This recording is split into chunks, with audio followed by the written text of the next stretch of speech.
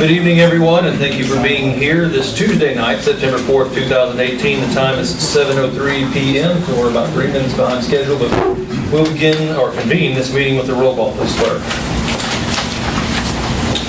Councilor Combs? Here. Councilor Long? Councilor Hires? Here. Councilor Bliss? Here. We have quorum. We do have a quorum, even though we're missing a counselor this evening, and these Tuesday days are because of, or the Tuesday date is because of the holiday, so thank you for being here for this regular meeting of the council, even though it's on an irregular day. Item number 2 is public comments. This section is where we will accept comments from the general public concerning topics that are not included in the meeting's agenda. Individuals will be limited to 3 minutes of speaking time, and the cumulative total of all comments from the public shall not exceed 15 minutes. Preference will be given to Tahlequah citizens, and in compliance with the Oklahoma Open Meeting Act, no action or discussion is permitted by the council on any issue or topic raised by a speaker during the public comment period. Did I skip something? It's a regular meeting. My apologies. Hold on. Remember those words I just said? But in the meantime, let's have our invocation led by Pastor John Lee, Park Hill Baptist Church. My apologies, I skipped the invocation and the pledge. Keep with us and see.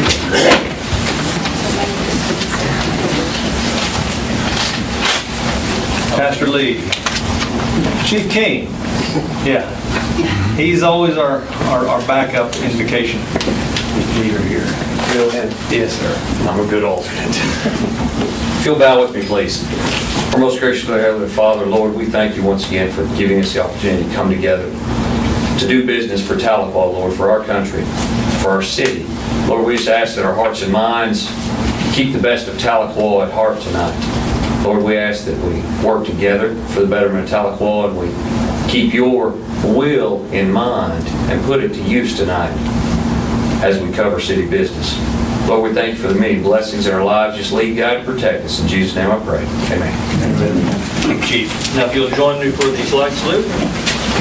I pledge allegiance to the flag of the United States of America and to the republic for which it stands, one nation under God, indivisible, with liberty and justice for all. We have a rather lengthy agenda this evening, and I made a promise to try to move us along quickly, but I promise skipping the invocation and the pledge was not a part of that plan. My apologies. I did give the explanation for item number 2, and so if any of you would like to make any comments at this time, this is your opportunity. Mr. Nutzig, step up to the podium and tell us what's on your mind.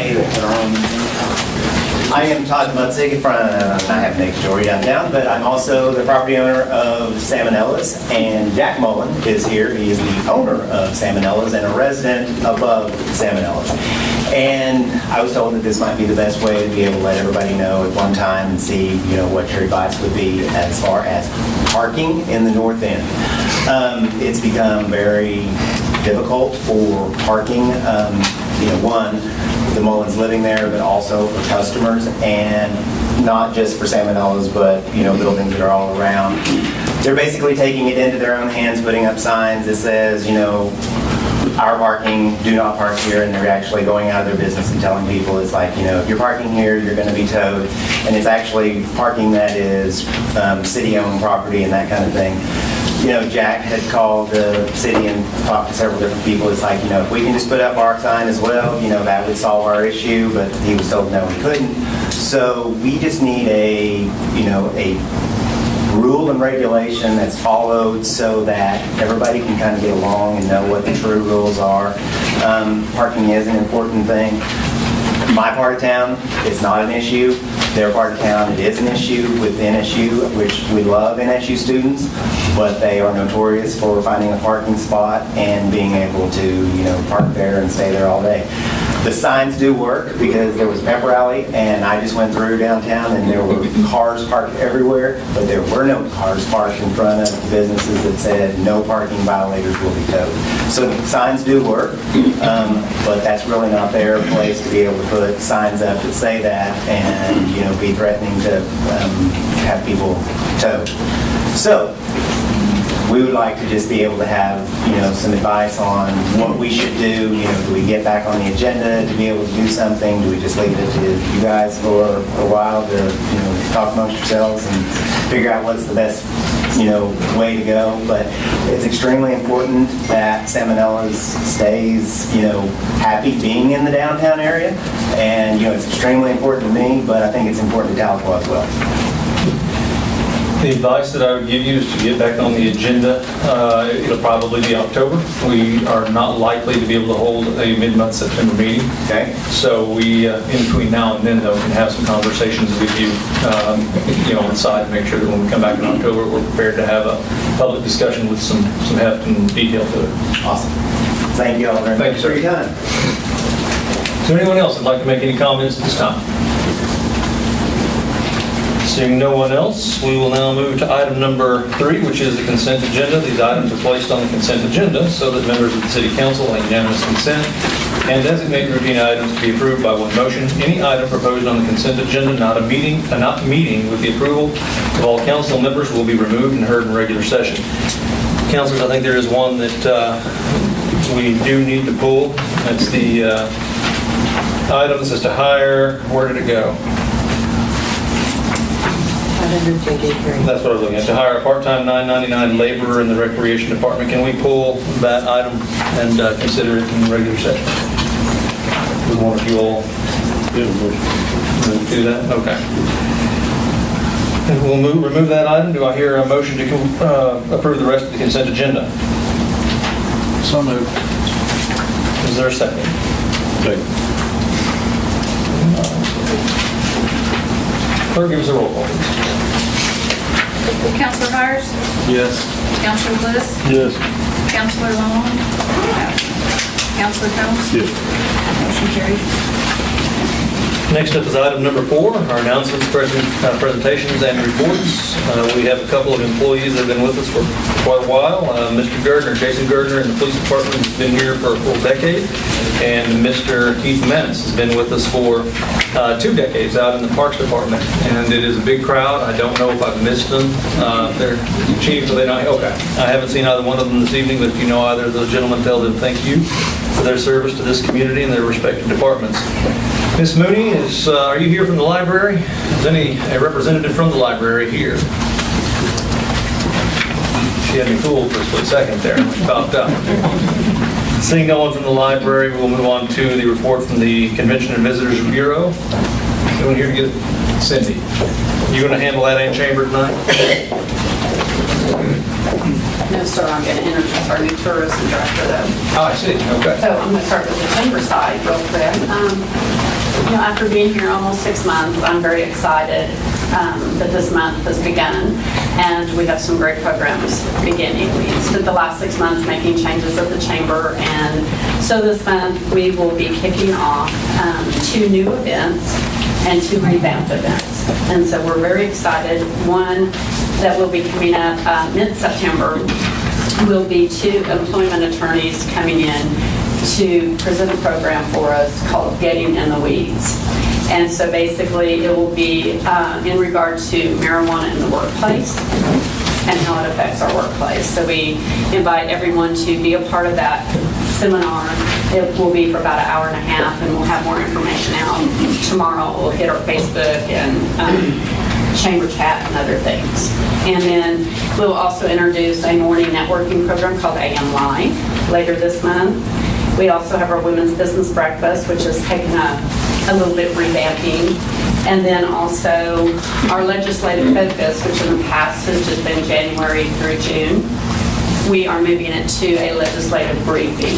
And so this, basically the Getting in the Weeds will be part of that legislative briefing, and we'll have different programs and different speakers throughout the year to talk to us about legislative issues, to hear from federal, state legislators, and even invite city officials to come be a part of our different meetings throughout the year. So we're excited about all of these things taking place. We also will kick off our hospitality and customer service seminar that will be one session for employers, another session will be strictly for their employees, teaching them, what's great about Tahlequah, how do we meet with our customers and share that good message about Tahlequah. And then after those events, we will also put 3 to 4 videos that will be online on our website so that employers can access that and keep their employees, especially new employees, trained. And then throughout the year, we'll offer those sessions again. So with that being said, we have other activities going on through our tourism division. And tonight with us is our new tourism director, Gina McPhail. And so I'm going to turn the podium over to her for just a few minutes to give you an update on what's been happening in the tourism arena. Thank you. Thanks, Cindy.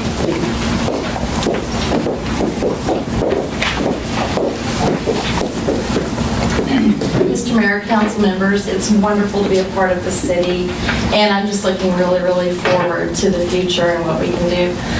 Just to start off, we had the Bassmasters tournament. I'm sure you're aware of that, and it turned out to be a tremendous success. Out of the 135 teams, there's 270 anglers, and throughout that entire tournament, we roughly estimated an increase of income of $500,000 in the Tahlequah area. All due to that tournament. So we thought that was a really successful week. Even though it was really hot, we ended up making a real good event, and everyone had lots of really great things to say about our community. Some of the upcoming events that we have, we just finished up the Cherokee holiday, as you're well aware of. We handed out the calendar of events throughout the week of the holiday, as well as the parade, and then also during the grand entry. Some of the things that we have upcoming are the River Run and Medicine Stone Festival that we will actually have scheduled employees out during the entire time, handing out information about Tahlequah and merchandise. We attended the NSU Merchant Mall on August 20th. And that was mainly just to bring awareness to Tahlequah for the students, for their families, different things that they weren't aware of as far as restaurants, things to do. We handed out a bucket list and opened up dialogue for new residents as well as returning students. We're also doing a Tasty Tuesday event. That is with our new part-time employees that we have that were formerly interns. They're doing a great job with that, and they're bringing awareness to restaurants here in town, eating there. It's a live event, inviting new people to come in, and just making it an interactive social media presentation. We decided that we will take over the sales of the Tahlequah Visitors Guide, and so we're in the process of doing that and working really diligently with that. So our new part-time employees are doing great, Claire and Caitlin, and they're working with all of those events as well. So thank you very much. Thank you. Was it Ms. Bell? What was your last name? McPhail. McPhail, okay. And I think that Drew, wherever he went, is he behind? He provided us a written report from the Main Street Association this evening, so in the interest of time, we have a long agenda, we'll move along to the regular session, which is item number 5, discussion and possible action on items removed from the consent agenda. There was one item, and that was the let me get that exactly right. It was to hire a part-time $9.99 laborer in the Recreation Department, but I think there needed to be a change made. Is that correct? Yes. Can you explain that change to us really quickly? Yes, it was just a clerical error. The email that was sent to the city clerk had 2 names listed below that title, and it just got omitted from the agenda. Can you give us those names? Yes, I can. Kelby Leonard and Thomas Reed.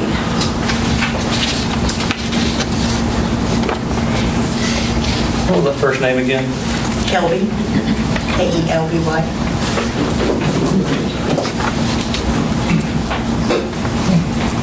Councilor, you heard the explanation from Ms. Pate, and if you all are happy with that, please entertain a motion. So moved. A motion and a second from Councilors Velez and Combs for the hire of those 2 gentlemen. Gentlemen, right? Okay. Clerk, give us a roll call. Counselor Bliss? Yes. Counselor Combs? Yes. Counselor Hires? Yes. Motion carried. Next up is item number 6, which is the proposed executive session. Is there a motion to go into executive session? So moved. We have a second to Counselor Combs' motion. Second. Clerk, roll call, please. Counselor Bliss? Yes. Counselor Combs? Yes. Counselor Hires? Yes. Motion carried. For those of you more familiar with our usual routine, this is a little bit abnormal to have the executive session up front, so please be patient with us as we retire to another room for a brief discussion, and we will return as quickly as we can. All right, we still have a big crowd. As we reconvene this meeting in the Tahlequah City Council, we'll move on to item number 8, which is discussion of possible action related to the bids received and/or proposals made related to the real property owned by the city of Tahlequah. And the description is included in the agenda item. And of course, part of the discussion and action will be the acceptance of any proposal, possible acceptance of any proposal received by the city and/or future utilization of said real property.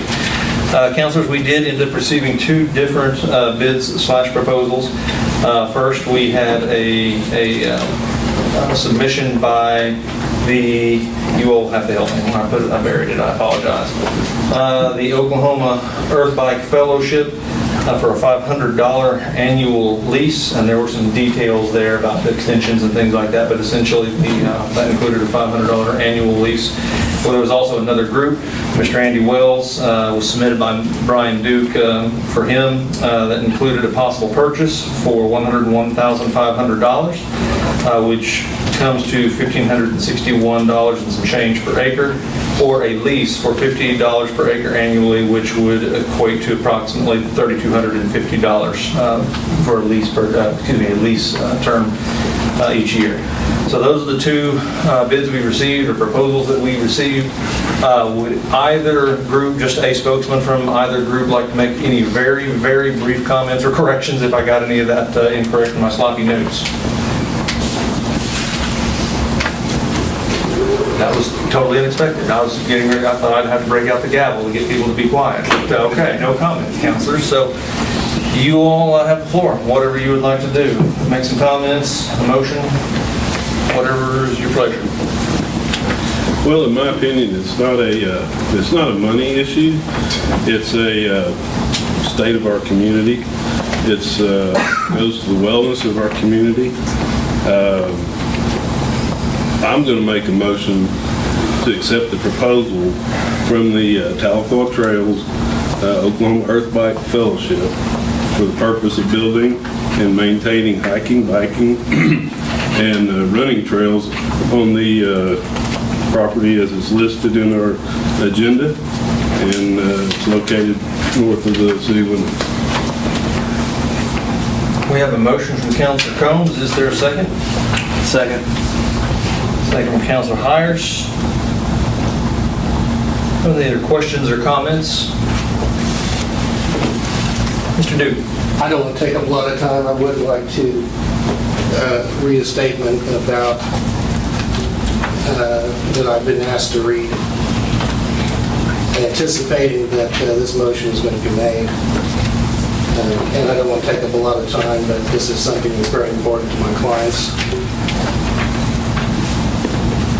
This is from there, as you know, with the Watershed Protection and Safety Association, which comprises about 20 landowners. This is from one of them, but it really speaks for all of them. Pretty much is the same sentiment. And as I said, I don't want to take up a lot of time. But for posterity, I'd like to get this in the record. First, I'd like to thank the council for allowing us to read a prepared statement. It was written by a member of the association. As a member of the association, I felt it necessary to write a statement regarding the stance of the WXPA Association. Since it's been the victim of a misinformation campaign, see the local papers, social media, the proponents of the bike trail. The association was never contacted by the paper or social media press to give their point of view regarding the proposed trail system when they published their exposés regarding the matter earlier this year, even though we were on record as having a spokesperson. First, you may be surprised to note the association is not opposed to a bike trail. Let me repeat, we are not opposed to a bike trail.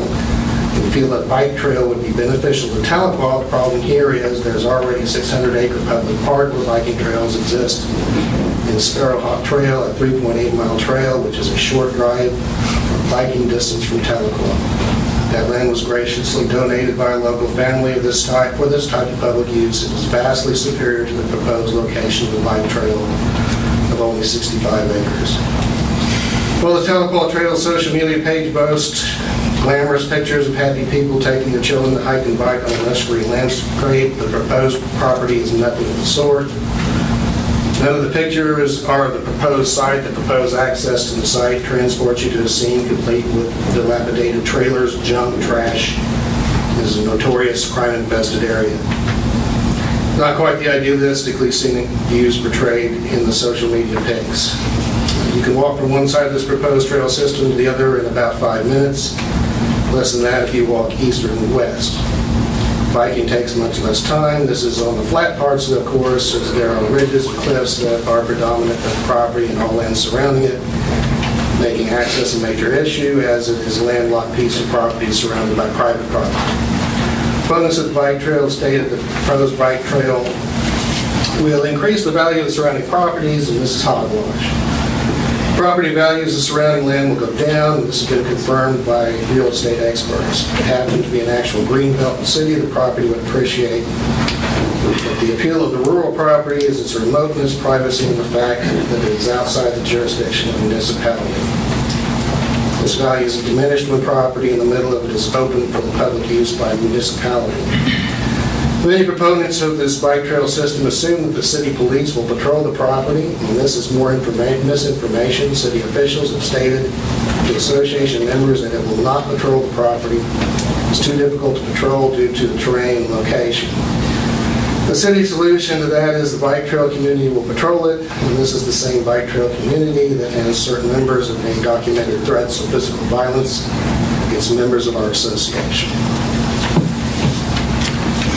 The fire danger in the proposed area is very high. Shortly after this issue with the bike trail emerged, we were the victims of arson.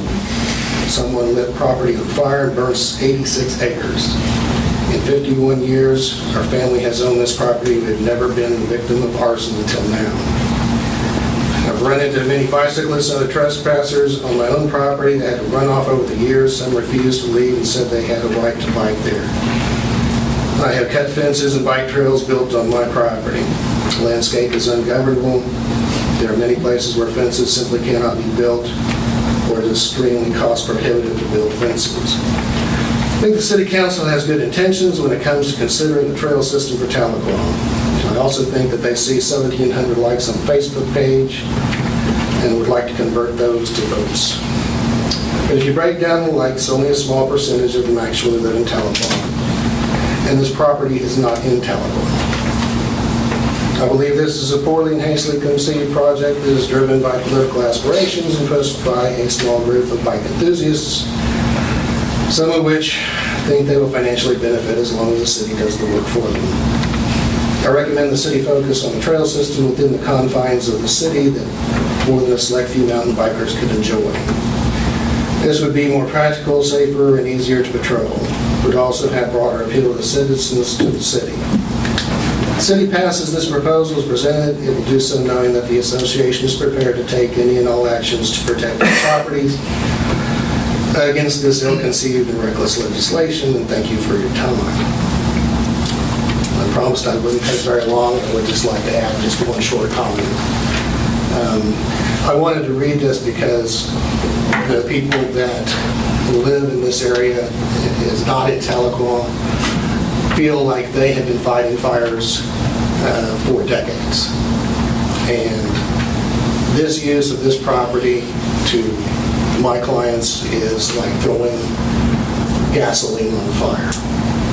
It's only going to make things worse. The things that they've been asking for help for, and the answer that they're seeing is that we're going to make it worse for you, and we don't really care what the consequences to your neighborhood is. I want to remind you, this property is not in Tahlequah. This is my client's neighborhood.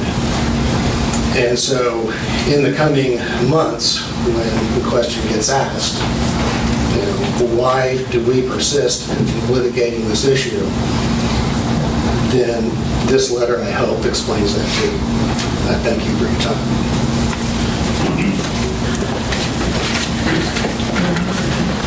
Very quick, I've got the two hands going up. Yes, ma'am?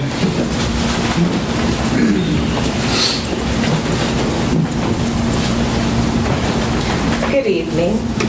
My name is Tegan Malone. I am from Oklahoma City. I am the president of the Oklahoma Earthquake Fellowship. I spoke a couple months ago here. I'd just like to address a couple of things that were presented.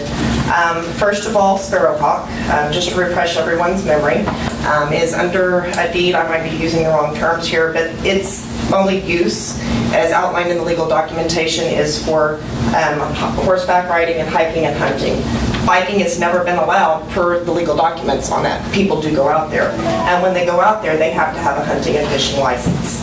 So it's not open, it's not accessible, it's not ever going to grow beyond what it is right now, which is a bunch of road trails, which you can't control the safety, which if you've got all these different users groups, especially when you've got hunting going on the land. A couple of other things. The issue was brought up on how much trail can be built. We have got trails at Lake Stanley Draper. It's about 170 acres. We've got almost 12 miles of trail there. It's possible to do a lot. We've got very knowledgeable trail builders that would be working on this project. And it's got the potential, Tahlequah's got the potential to have something amazing. Going over one more thing about property values, the Walton Family Foundation has done tons of research on the effects that the trail systems have had in the Northwest Arkansas area.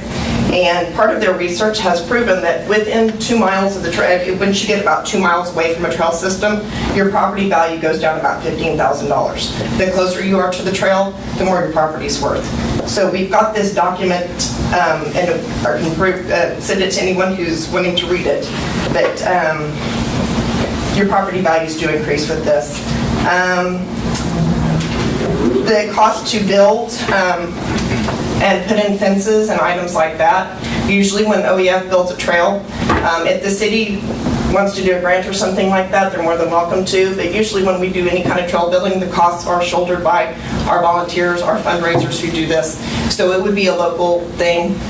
Tahlequah has our people here have set up their own little organization underneath our umbrella, which means that they've got insurance, that they've got the 501c3. They will be allowed to fundraise specifically for Tahlequah. And none of that money is going to go to Oklahoma City, none of that money is going to go to Tulsa, none of that money is going to go anywhere else. It'll all be right here and it'll be shouldered by the local community, just with their volunteer efforts. So I think that's all I have. Thank you. Mr. Rizzo, very quickly.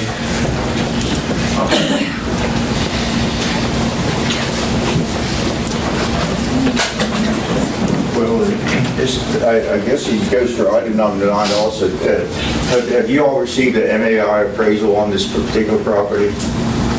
Or just a fee simple appraisal, or how did you determine what the fair market value would be? That's the only question I have. We didn't solicit one. We only solicited the bids, not an appraisal. I mean, I'm looking for clarification on that, but I don't, okay. Well, okay. Well, it's just something, well, the next one is just something about appraisal, so I apologize. Okay, that'll be for item 9, okay. Councilors, any other comments, questions? Clerk gives a roll call. Counselor Bliss? No. Counselor Combs? Yes. Counselor Hires? Yes. Motion carried. Oh, Mayor? Yeah, that's right. I'm sorry. Yeah, motion did carry.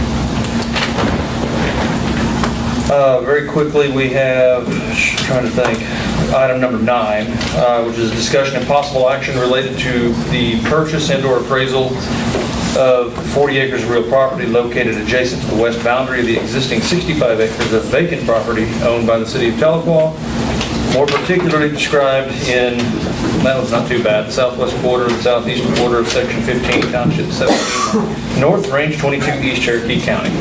Mr. Johnson. This wasn't a paragraph and a half of that. You flip that switch over there. Oh, yeah. Thank you, Mayor. Good evening, Council. So this 40 acres is adjacent due west of the 65 acres that the city already owns. And our desire to have a mountain bike hiking trail system, it became apparent during our due diligence that better access would be required. And this 40 acres goes a long way on providing that access. Why didn't that show Randy? So, when I hiked onto the property, we used the 33-foot section line statutory right-of-way that the county granted us access to. And it was apparent that no road was going to be constructed with ease access with the 65 acres that we had. And so during the due diligence, it was discovered that there is an existing 40-acre parcel of property that was already for sale that we were unaware of. And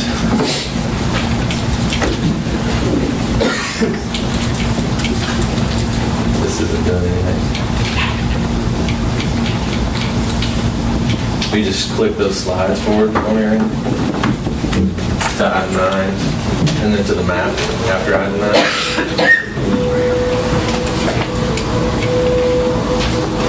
Sorry.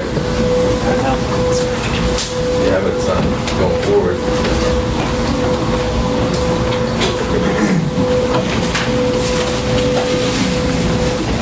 Keep going. Keep going. All right.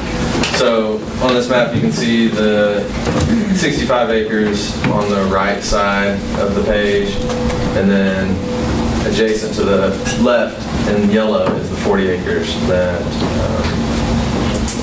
is for sale at this time. And we actually entered into a contract with them after negotiating a price of $85,000 for all 40 acres. The southern border of the 40 acres is included in the 33-foot statutory right-of-way that we access the property from. So it gets us more than halfway to Diedrich Lane, which is where our access is inevitably going to be if we're going to have a trail system on the 65 acres. And so it reduces a lot of obstacles. The trail building can begin as soon as we hit the 40 acres. So, do you have any questions about the additional 40 acres?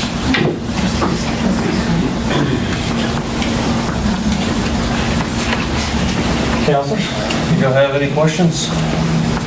We'd entertain a motion. I used to have things flashing in front of me or whatever. I'll make a motion that we purchase the 40 acres to easily access to the other property and to build additional trails. We have a motion. Is there a second? Second. Second from Councilor Hires. Any other questions or comments? Mr. Duke. Just a quick question, if the city has already entered into a contract to purchase the property, what are you folks doing now? It's a contract conditioned upon council approval. Okay. And when did the city find out that this property was for sale? You all brought it to the administration 10 days ago or so? I don't remember, something along those lines. That's the first I knew of it. Not even quite 10, last week. I believe it was listed with Right Real Estate. Correct. How long ago was it listed? I believe it's been on the market about 20 or 22 days. Okay. I don't have any more comments or questions. I'll save my questions for discovery.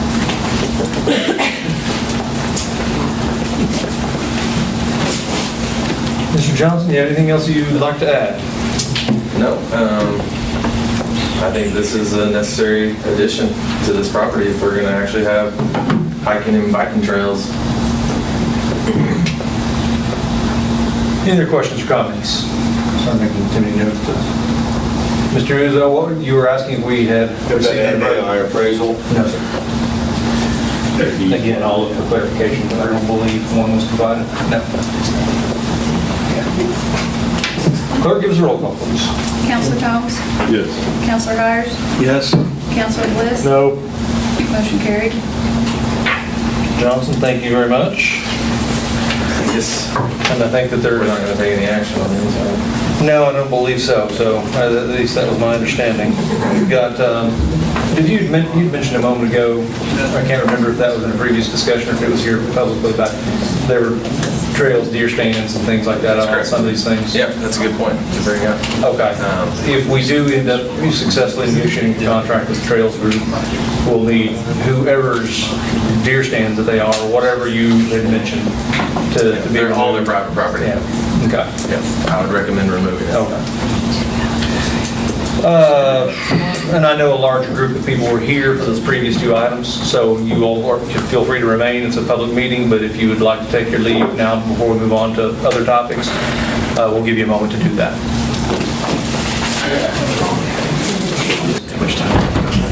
All right. I think that everybody that wanted to leave the room has left the room. Item number 10. Okay. Is discussion and possible action related to the purchase and/or appraisal of real property at or around the following locations: 213 Basin Avenue, 609 Gwen Avenue, 610 Gwen Avenue, 819 Gwen Avenue, 401, 403, 404, and 405 Park Avenue, and South Park Street, all in Tahlequah. Councilors, I don't anticipate that you will want to take any action on these this evening, but if I'm incorrect about that, let me know now. Seeing and hearing no objection, we'll move to item number 11, which is discussion and possible action related to actions and/or inactions of the current city treasurer and potential removal and/or replacement of the current city treasurer. Again, I don't anticipate any action, but if I'm wrong about that, say so now.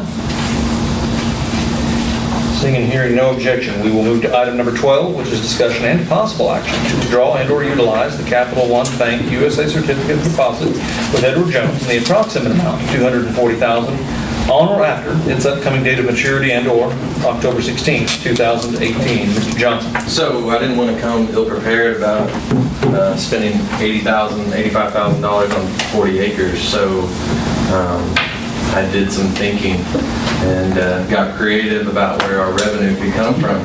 And a lot has been said recently about our investments that are made with Edward Jones. And so I was able to review some of that material. And currently, this is from July, and we have $3.2 million roughly with Edward Jones currently invested.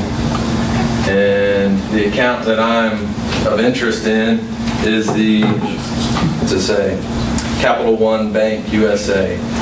It's the last one on the summary right there in the amount of $240,000.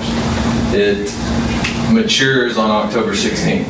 And so my thought, instead of automatically redepositing that money with Edward Jones, we would draw that money on its maturity date and make good use of it to purchase the 40 acres as well as some of the property we discussed in item 10.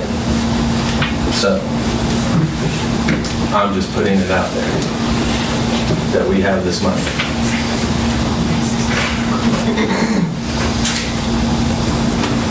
If we withdraw it at maturity, then we don't receive any penalty? It's my understanding. Lanny, is that correct? That's correct. Okay. And it would end up making some things budget neutral that we've elected to do and may choose to do in the future, so. Councilors, what is your, have any other questions of Mr. Johnson or Mr. Williams? And I chose that account because it's the most recent to mature, the soonest to It's mature. the soonest to reach maturity? Yes.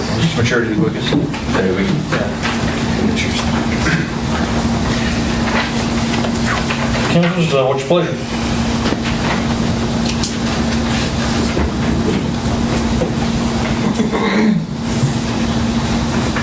Entertain a motion at this time, or we can have no action and move on to item 13? Well, I'll make the motion to withdraw and utilize these funds to purchase the 40 acres on the other item, what number that was, number 9. 10. Number 9 and 10. We took no Yeah, action this 9, evening, but yeah. what you're basically asking us to do would be to Yeah. put that money into the right-of-way purchase of property account, or purchasing, I can't remember the exact name, but that account we use for purchase of property. Okay. We have a motion, is there a second? Second. Second from Councilor Hires. Any other questions or comments? Clerk, roll call, please. Counselor Bliss? No. Counselor Combs? Yes. Counselor Hires? Yes. Motion carried. Thank you, Mayor. Thank you, council. Yes, sir. See you guys in a little bit. Item number 13 is discussion of possible action to lease real property located near the southwest corner of the intersection of Airport Parkway and Phoenix Avenue, more particularly described as what you see in the agenda. You're right back up here, aren't you? That shouldn't be on the agenda. So no action, you request no action on this lease this evening. Then we'll move to item 14, which is discussion of possible action to adopt resolution number 09-04-18-A, approving obtaining a right-of-way for East Ross roadway improvement. I thought there was something in between. Well, there was, it just wasn't meant to be there. It was still you, but, yeah. All right, so the next 4 items, 14. Can I beg the council to note this? Because these are all related to the same road project, is that correct? Let me read these other 3 items, and let's just handle these, please, in toto. Okay. Item 15 is discussion and possible action to adopt resolution number 09-04-18-B. And you know what? We also have the exact same item in number 16, but it is resolution C. So the same date and everything, just resolution number C. So now let's go into the explanation. So, see if we can improve it once. these are easements required for the construction of East Ross. The Cherokee Nation has partnered with us on some of the property that was necessary to be acquired is trust land. And the way that the federal law establishes it is that it has to be adopted through a resolution, which should be provided in your packet. So it's because these parcels are trust land. Okay. Because Our original allotment. original allotment. Original allotment. Okay, usually I don't know that it's trust. Yeah, no, I misspoke. It's Okay. allotment. Okay. So we need these to continue on that road project. If you count East Ross, which is the Cherokee Nation project, what ODOT is doing currently, what we've got going on West 4th and Bluff, there's about, is it 9 million roughly, give or take a little, $9 million worth of simultaneous street construction taking place in Tahlequah right now. Yeah, I mean, it's got to be real close to that if it's not, but that's a nice round figure. It might be rounded up by a hair, but if I'm doing the math in my head right. And so it'd be good to get these things, this technicality taken care of. Sure. We'd appreciate a motion, council. I make a motion to approve resolution 9-4-18, A, B, and C. Have a motion, is there a second? Second. Second from Councilor Bliss. Clerk gives a roll call, please. Counselor Combs? Yes. Counselor Hires? Yes. Counselor Bliss? Yes. Motion carried. Thank you. You sure? You want to stick around for a little bit? We'll get you back.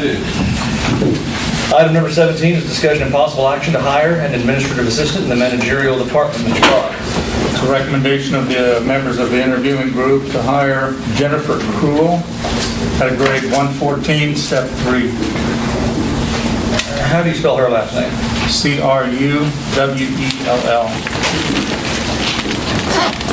And what to? Grade 114, step 3.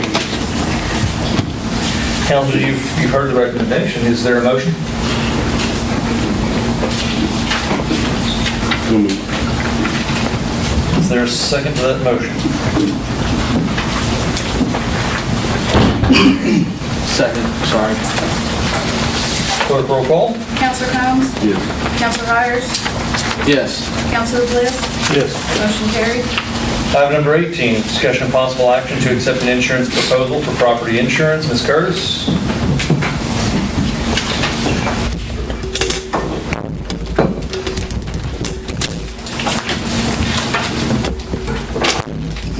Good evening, Mayor, Council. I apologize to everyone in the room. I typically wouldn't come to a board meeting like this, but I've been at the Adair County Fair, and my dog did very well. Yay. Congratulations. Thank you. We have a couple of the, Randy, could you, where's your name? I have a PowerPoint on this.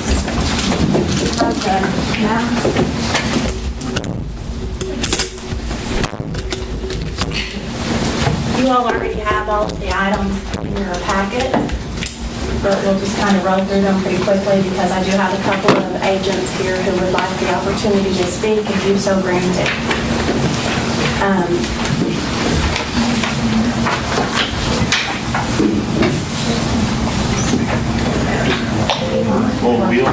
Got it.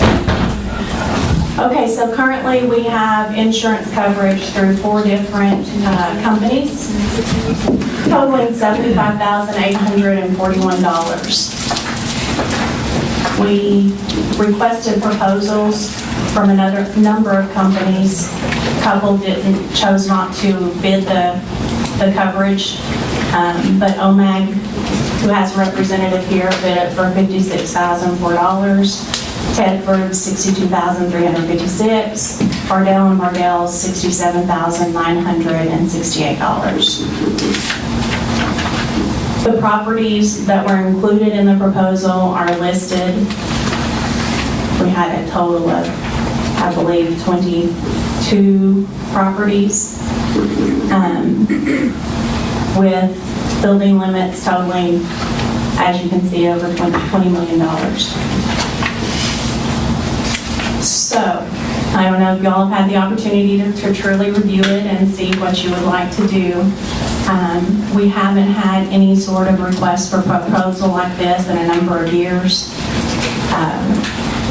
Everyone got the same information, so I feel pretty confident in saying that it was a good request. Do you want to hear from the agents that are here, or? What did we get from you as a handout? That actually was just given to me today. That is from Tedford. I believe it's some sort of a comparison between OMAG and Tedford, but they could explain that a little bit more detail. So our packet goes out and the information's out there and then we get a revised proposal. I'm just trying to get the chronology of this. That is the chronology.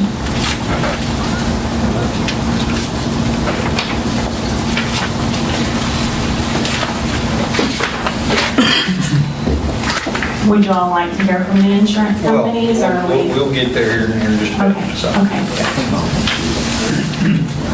Councilors, do y'all have any comments or questions of Ms. Curtis? Mr. Carter, did you get a chance to look at it at all? Yes. Do you have anything you want to throw in there really quickly? No, that, Councilman Bliss, that what you're looking at there, that's something that Tedford just brought tonight. We weren't privy to that earlier. Something they just Yeah, I brought. understand, but we've got a quote from them here in our council packet that I had a chance to review over the weekend and then I get here. It's just something they brought in and they handed out to us. So we just provided it? Yeah, no, I get that. I mean, it's something we didn't miss, it's just they came in tonight and they said this is just a comparison. I wasn't implying that we did miss it. Okay. Yeah. Do you have any questions of the OMAG representatives who are here with us? We'll try to keep this to a minimum as best I can. Tedford also has a representative here. Okay. Well, where's the OMAG? We've not met. Not that I met everybody from OMAG at this point, but okay. Do either Tedford or OMAG have any very brief remarks or anything specific they would like to say to supplement their proposals? I'll mention that we did have some specific Can you come up to the microphone very quickly? Yeah, well, that's why I'm trying to get us moving along fast since it's late, but go ahead and take the time to walk to the mic. Sure, not a problem. We did have some specific coverages that were requested by the management, particularly valuable papers of an increased limit and electronic data processing equipment of an increased limit that were in addition to the property schedule. On top of that, we're independent, so we deal with multiple companies. We've had quotes out for maybe 2 months, waiting on getting a hearing for it, and so some of the quotes kept coming in as we were continuing to work on it. So that's the issue with the quote that had just come in. So anyway, I feel like we worked hard for the city. The schedule, I believe, was a reflection of some of the work that we did. And so again, we appreciate the opportunity. Just want to point out that there were some specific coverages requested by the management that we did have in our proposal as well. So, thank you. Councilors, what's your pleasure? If you even have one. Barry, not a substitute in these people are. No, the same industry. I'm not either for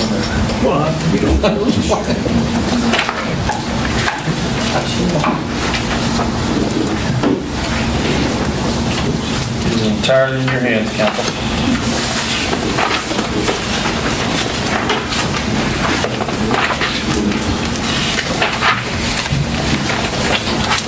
And outside of a few changes in the coverage limits, Danny, I mean, they're both covering the same properties and just a few different limits on some of those properties. Correct. So on this proposal that came to us tonight, Tedford has 2 different am I reading it right? Yeah, there's 2 different premiums?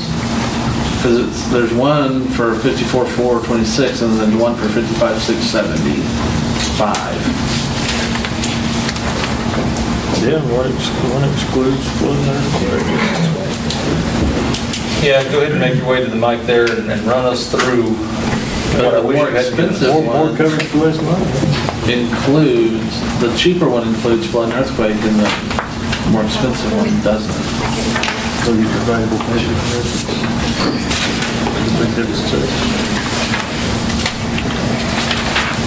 Yes, Mr. Mayor, members of council, city manager.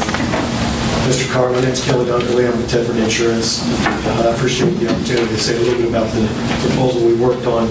As Mark Tedford stated, we work continuously on our program, and we want to look at all the information we possibly can have.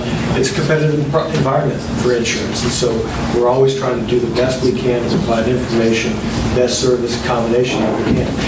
This proposal that I took the time to compare gives you some information about the coverages that are different. I listed some out from OMAG and the coverages that Tedford has. The question at hand, I believe Councilor Iverson said, we have the 2 premiums are the best I can do to compare these policies exactly as they are, as much as you can. The premium of 56.4 for OMAG. Tedford, to use the same coverages, our proposal is 54,426. That's as apples as we could get with the different proposals. The second premium, which is a little bit higher, for 55,675 is a premium that we recommend. It has enhanced coverages that Mark Tedford just mentioned. The valuable papers, business income extra expense, electronic data, and the tools and the contractor's equipment. We don't feel like the earthquake and the flood coverages are really a good buy. That's why we are proposing this not be included in the proposal. We recommend the proposal at the bottom. However, we want to keep in tune with the city. If the city believes the flood and the earthquake are important, we've found a way to build those into our proposal with the apples-to-apples comparison. It just wasn't in our previous proposal. That's what we're trying to do is to provide information, provide choices, and flexibility. The other pages in the package show you other differences of the extension coverages, and you'll sort of, the second page is a list of coverages that are not included in the OMAG proposal. The third page is a list of the extension coverages, which I've highlighted several that I think are noteworthy, that show that the Tedford Hudson proposal has enhanced coverages, more coverage, and we believe we have a competitive price, and we're really just happy to have had the opportunity to work for you, and we hope that you'll take a look at our proposal and consider it. And I'd be happy to answer any questions if you have. Councilor, if you require any further explanation, now's the time. Thank you, sir. Rep from OMAG, just a couple of quick moments here at the podium. I will add that with the valuable papers and the coverages that he's talking about, we have our minimum limits, but we can also increase those limits. Our policy does automatically include has the flood, and the earthquake coverages are automatically included with it, along with your equipment breakdown and things of that sort. We also have your, we write the city's general liability and auto coverages and your equipment coverages on a different policy. But, and our deductible is a straight $1,000 across the board. Thank you very much.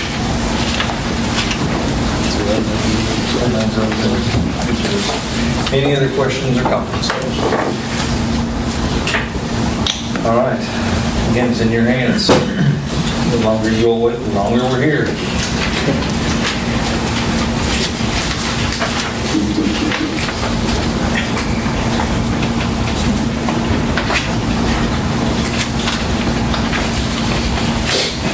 Motion we retain OMAG for services for insurance. We have a motion from Councilor Bliss to retain OMAG, or select OMAG's proposal. Is there a second? We have a second to Councilor Bliss's motion. Is there a second to Councilor Bliss's motion? I'll second. Second from Councilor Combs. Final questions or comments? Roll call, please. Counselor Combs? Yes. Counselor Hires? Yes. Counselor Bliss? Yes. Motion carried. Thank you all for being here this evening and the long wait. I appreciate all the work that went into the proposals, and be safe on the way home. Item number 19 is discussion and possible action to approve and or hire a compilation auditor for fiscal year 2017-2018. Daniel. We have two actual engagement letters that have been supplied, one from Crawford & Associates, one from Barry Spires. I'm sure you all have looked at the bottom dollar on them, but Was there a stipulation on Mr. Spires' to lift that date of approval? he has not. I haven't asked him to. I'm sure he probably has a little bit of flexibility. It's so close that, surely he didn't mean the Oh, no, first, no, right? no, he I was mean- the first meeting in September. Okay, well, that actually put a little bit there. If you need an extension, I'm sure he probably would do something, work with us a little bit, but first meeting in September was the actual language. Crawford & Associates was $57,000 to $67,000. Barry Spires was $37,500 to $48,125. I did reach out to some other auditors who did not bid. We do have somebody here who would be interested in submitting an engagement letter if we do extend it.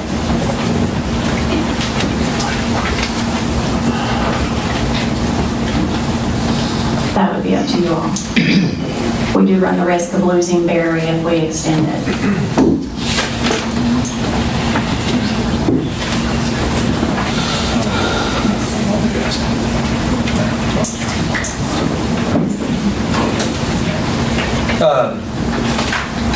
Does that person want to speak to what their proposal may be price-wise at the very least? I mean, I don't think he's prepared to do that at this point. okay. Is that correct? I don't know the amount yet. Okay. We now know it's Mr. Uza, but, Just looking after who else could it be? Maybe Ray's taking up a yeah. new hobby. Right, you got a calculator in your compilation audit. Anybody have any questions, comments, or a motion?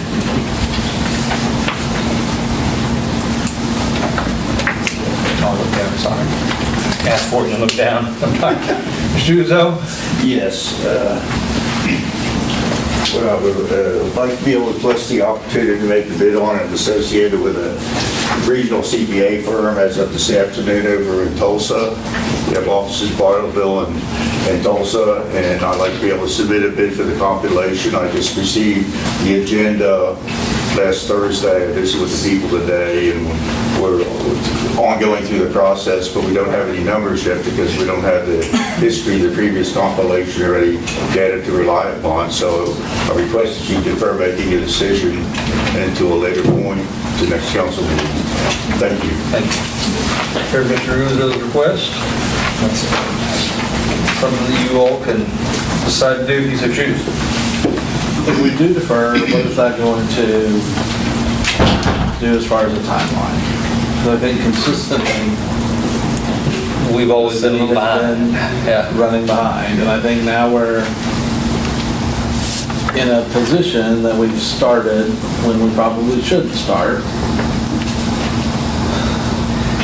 And we may lose Barry I if we like wait. you, Mr. True. Uzo, but I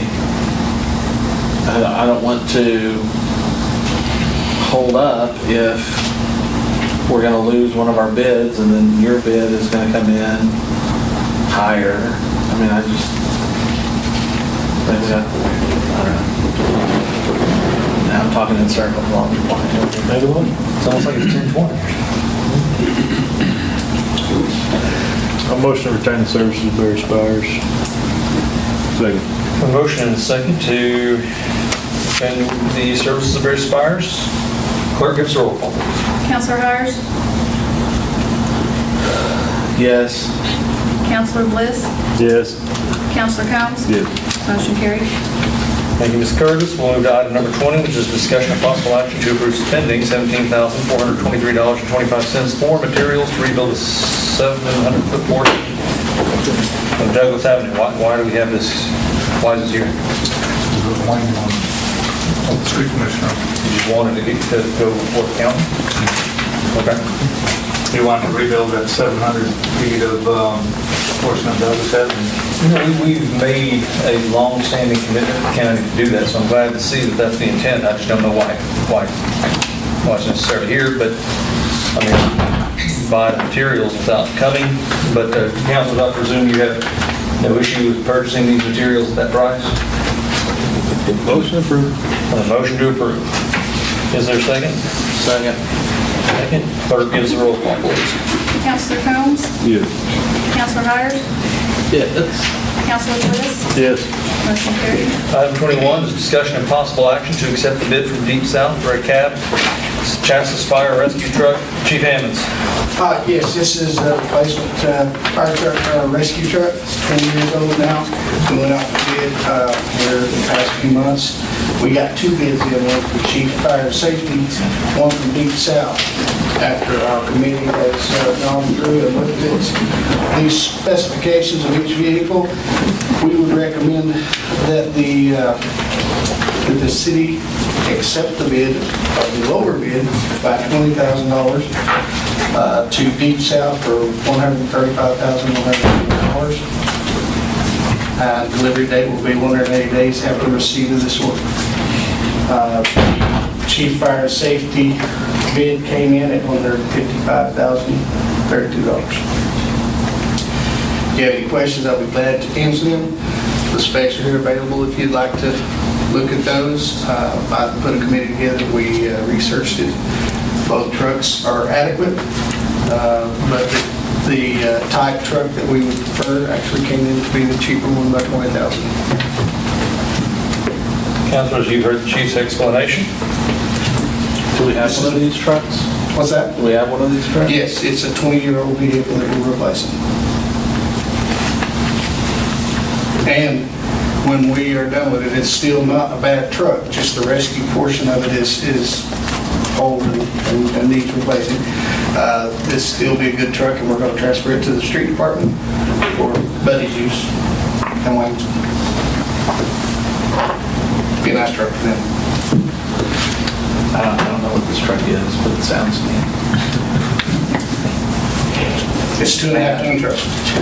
Have we been saving money for this? We budgeted for it? We budgeted for it, and we had money in saving money each year. How many years we've been putting back? Say again? How many years we've been putting back? This will be the third year for this truck. We did a 25, and then I think 50, and this year we got 75. We had 12 or 13 or so over that, so we still have some of that reserve account after this truck is bought that we can use a little bit for equipment, but we will have this money going forward. It's good practice. It works well for us for replacing trucks because they have such a large money item. We always try.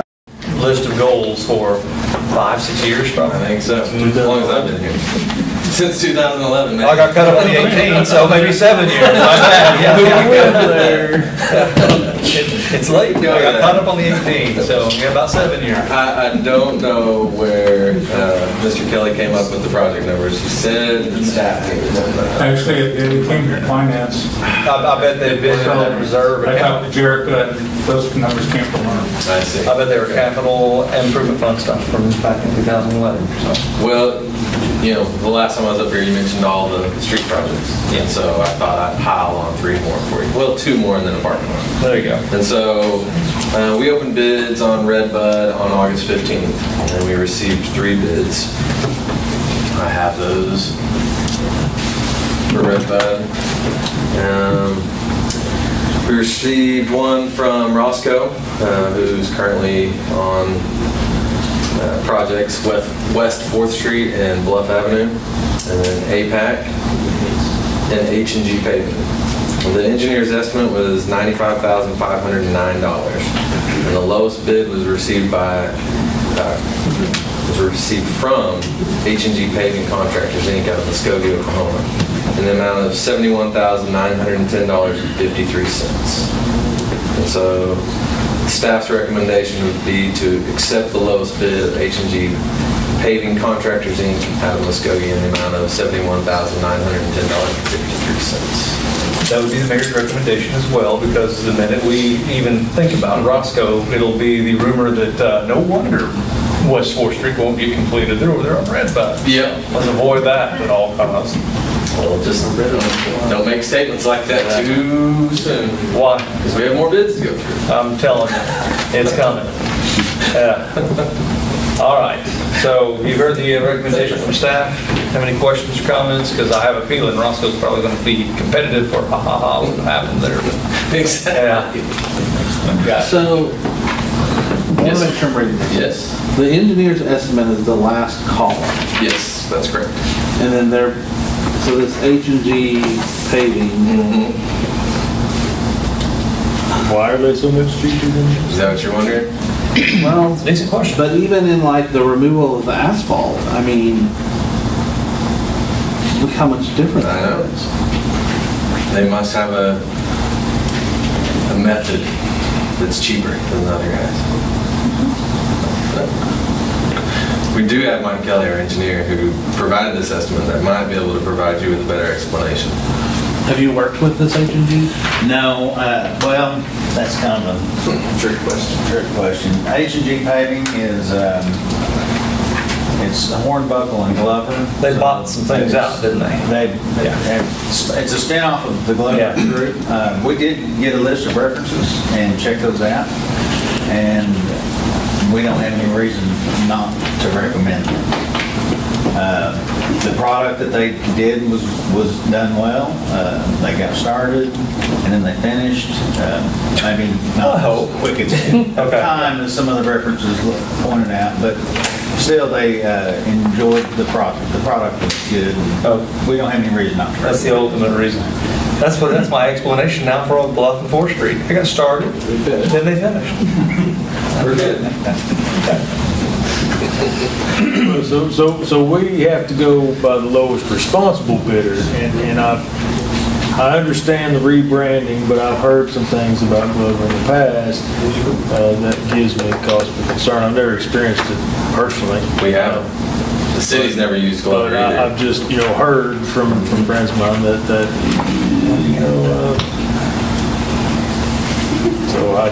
it makes me more comfortable, I guess, that you say that there's no reason not to recommend it. Well, we're also trying them out on potentially one of the smallest street projects that we could ever undertake with the city. And if that indicator that Roscoe's going to be competitive in the next one, I'm like, I don't want everything to go to one company. To me, that's exactly a lot. Yeah. Unless you live on Red Bud Lane. I think it's a 30-day. 30 days. Yeah, it's a 30-day turnaround. So if I understand how these things go, it'd be more like 300-day. No, I'm You're kidding. gonna have to lose our cynicism here. Be more positive. Give me a reason. Because they're gonna get done. Yeah. They started and they finished. I believe we had $500 a day liquidated damages set up on We actually included it here. Yeah, we did. All right then. So they can't come back in and do like a change order? Yeah, they can do a change order, but they are not gonna exceed their 30 days without penalty. Well, unless it sprinkles. Yeah. And then they can buy themselves about 20 more days every sprinkle. I would make a motion to go with H&G Paving Contractors for $71,910.53. So motion and second, Councilor Hires and Combs. Let me get the notes right. Clerk, gives a roll call, please. Counselor Combs? Yes. Counselor Hires? Yes. Counselor Bliss? Yes. Motion carried. Thank you. Item number 23 is discussion of possible action to accept the bid for the street improvements on North Parking Area and the Brandon Forest Complex Project 2012. Planning Development bid. So, this is known as the softball field parking area. It's the parking area most northern at the complex. It's been gravel since the beginning, and it's time to pave it finally. And so we received 3 bids on this project as well: H&G Paving, Roscoe, and APAC Central Inc. All Muskogee, Oklahoma companies. The engineer's estimate was $173,835. The lowest bid we received was from Roscoe Inc. at $187,720. They were pretty comparable with H&G. H&G was $189,883.04, so a couple thousand difference there. APAC's bid came in at over $200,000. So we have experience with Roscoe. We know what they're capable of. We've appreciated most of what they've done. So our recommendation is going to be Roscoe, the lowest bid. Unless we wanted to do Red Bud first and see how that worked and delay this project, but probably not wise. I'm not going to counter your recommendation. Okay. And why can't that stay gravel for a little while longer when we do some other street? Because people want to park there for softball. Well, I think the biggest reason is our street department has went and made improvements, improved the stormwater, improved the curb, the parking areas. And so now all that's missing is the actual roadway. So we're this close, and to capitalize on all the money and effort that's went into getting us this close, instead letting it sit and all the work that they've done just go to waste. Well, it's kind of that approach that's caused that project to drag on. Every time we get to a stumbling block, everybody, they kind of choke. So what's left out there? As far as paving goes, this will be No, completed. to have it open by spring summer. I can't answer that. I don't. And is this gonna do it? Is this like the end of it? So you're still looking at finishing up the backstops, the lighting has to go up. There's a few things that have to be done to the buildings out there. I mean, we're getting close. And we're at $7 million. I wasn't here before when that money was, I understand, I'm just, stating a point that surely it's got to stop at some point. understand. That's why you're seeing this going into the blacktop, not concrete.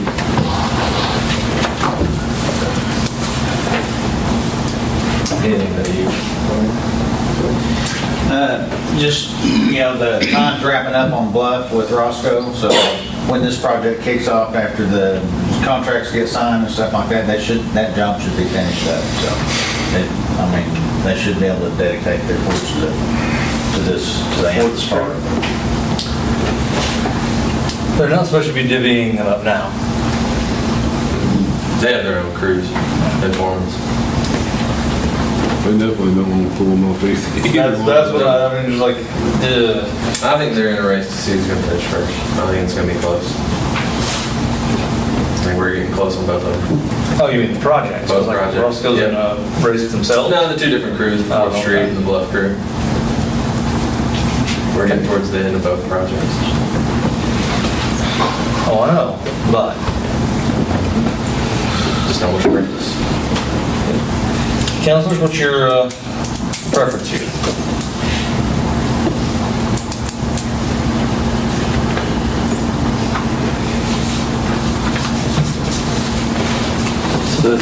So if we're gonna play spring ball at Anthony Brandon, this is a step. Probably the biggest one. The biggest step, and then all we have left is small cosmetic things, is what it kind of. Lighting is fairly Minus substantial. lighting, but I thought PPWA was out there to look at the lighting.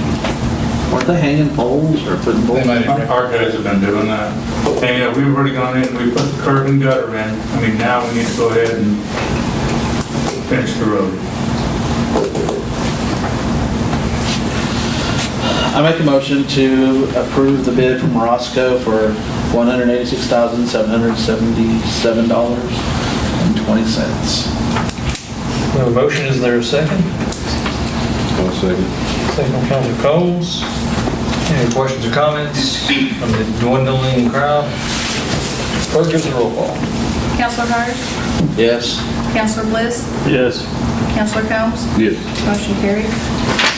Item number 24 is discussion and possible action to accept a bid for the street improvements on Kingston Place, project number 2013. Mr. Johnson. So again, the same three bidders bid on this project as well. H&G Paving, Roscoe Inc., and APAC Central.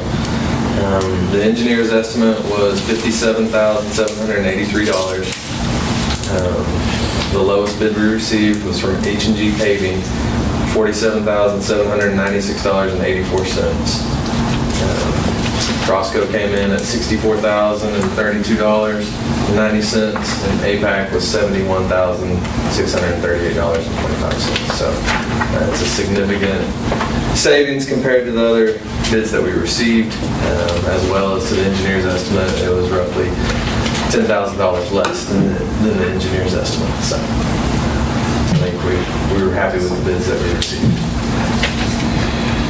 Is this a short turnaround as well? I believe this is 30 days. 30 days, like each project's 30 days. We told you we had about 3 things for you to approve, and then we didn't have the mid-month, so I had to wait a couple of weeks, but I make a motion to approve the bid from H&G Paving Contractors, Inc. for $47,796.84. Second. motion and a second. One brief comment. This is finally, I think, evidence of that shift we have been trying to put in place for 3 or 4 years, 5, probably since 2011. To go back to the joke from earlier about trying to move to a contracted approach to some of this so we could free up our people to go do other things. It wasn't that we wanted to necessarily privatize the street department, but we wanted to make sure that they had a couple of different tools in their toolkit about when it came to getting these jobs done, because we've seen some things accumulate, pile up, and that's why you're seeing this finally kind of come to fruition. We've been pressing for this for a while, and now you've got the evidence that it's coming to pass, so.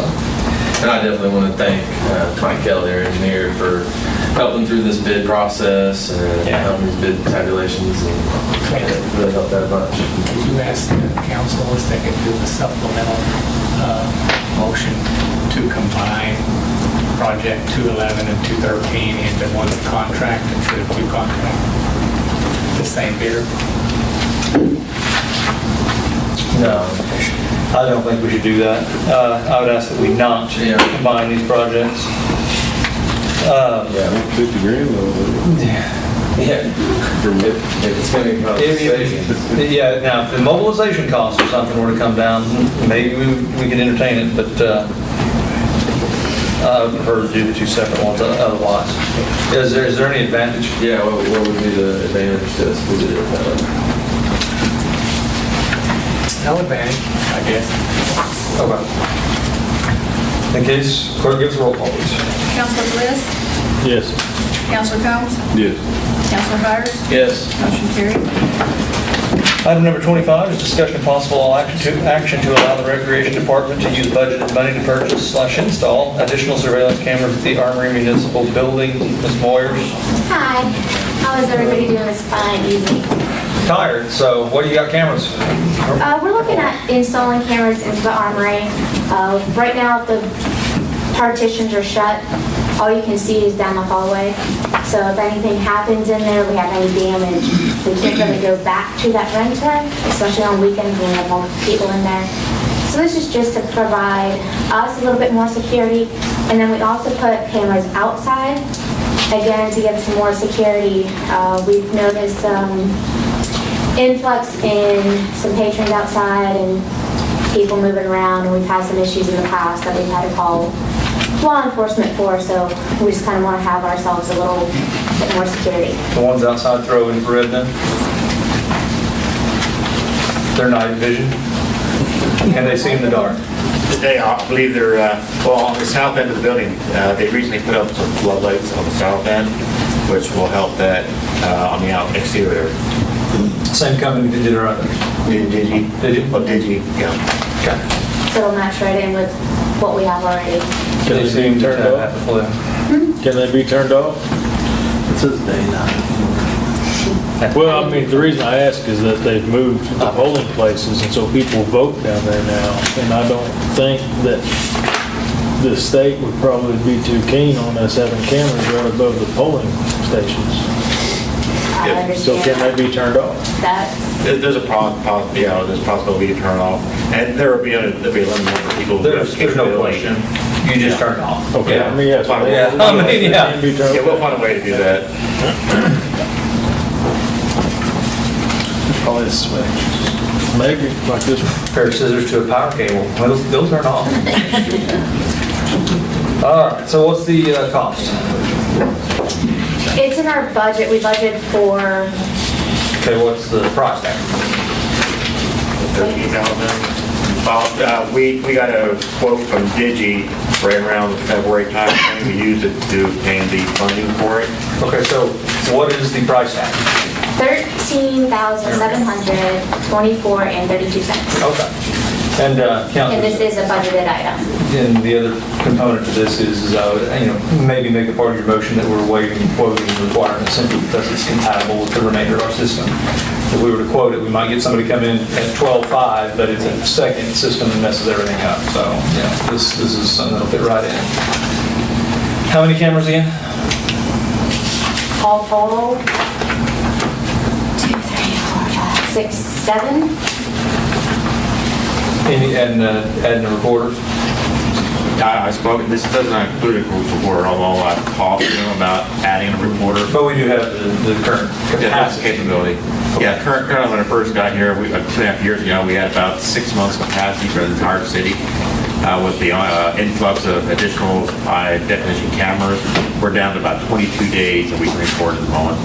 You probably ought to ask us for another set of hard drives, okay? Yes, with this and solid waste, that's 2 more cameras also, we will be needing cash. No question. for now. Sounds like it's a decent proposal, so councilors, if you'd make a motion. I'll make a motion to purchase the cameras from Digi. Yes, Digi. For $13,724.32, waiving the quoting requirement to make it compatible with the system that we already have there. Is there a second to Council Hires' motion? Second from Council Combs. Questions, comments, reactions? Roll call, please, clerk. Counselor Combs? Yeah. Counselor Hires? Yes. Counselor Bliss? Yes. Motion carried. Thank you. Yes, have a great night. You too. Item number 26, discussion of possible action to declare city-owned IT equipment furniture excess to include the following: 65 computers, 6 laptops, 5 servers, 4 switches, 24 printer and fax, 5 CRT monitors, 13 chairs, 3 metal desks, 2 wood bookcases, and over minutes total the same. Randy, does any of this stuff work? Because I have some programs that will not run no matter what emulator I choose. How old are these things? Computers, desktops? Well, I was just going to you installed, you know, if we're talking about for 2000, Windows 98, Millennium Edition, Windows XP, and they're We've so... been sitting on this? Oh, yeah. There's, I mean, for the computers we have right now that are old, these ones we have now replaced those ones years and years ago.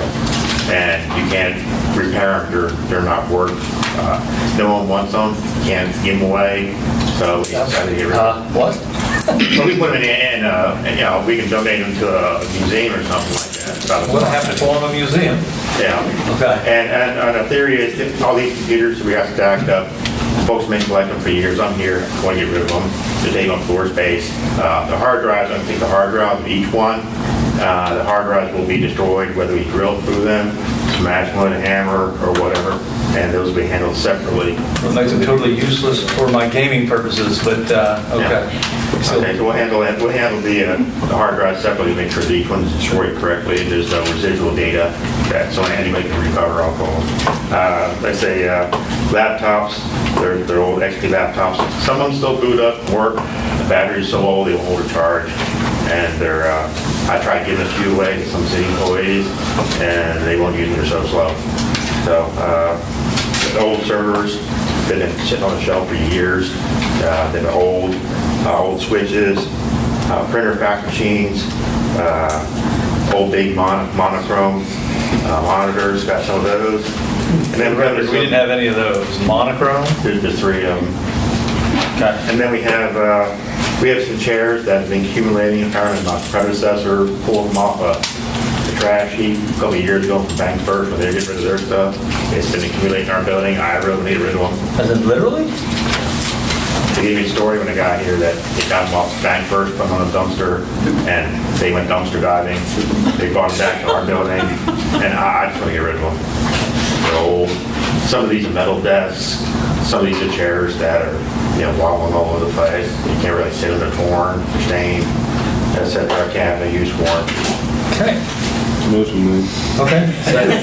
And we do have dump day, trying to get these so I can get them out of my building real quick. Is there a second to Councilor Combs' motion? Second. Second from Councilor Hires. Clerk gives a roll call, please. Counselor Combs? Yes. Counselor Hires? Yes. Counselor Bliss? Motion carried. Okay, thank you. Thank you. Item 27 is discussion of possible action to hire a foreman in the Recreation Department. And I'm going to go ahead and ask the council if we can do item 28 at the same time, which is discussion of possible action to hire a laborer in the Recreation Department. Ms. Pave, tell us the names that have been recommended. Yes, it is the recommendation of the hiring committee to recommend Rocky Nugent for the foreman in the Recreation Department at T114, Step 3. And who do we have for the labor? And we have for the labor in the rec department, that is Aaron Chukalake. A-A-R-O-N? It's C-H-U-C-U. A-A-R-O-N, Oh, yes. Aaron, yes. You know how to spell Chukalake? I actually do. I graduated with a girl that had that maiden name, so. Thank you. And the recommendation is at T112, Step 1. Councilors, unless you've got an objection to either of those names, we take a single motion to hire them both. So moved. Motion and a second from Hires and Combs. Clerk, roll call, please. Counselor Hires? Yes. Counselor Bliss? Yes.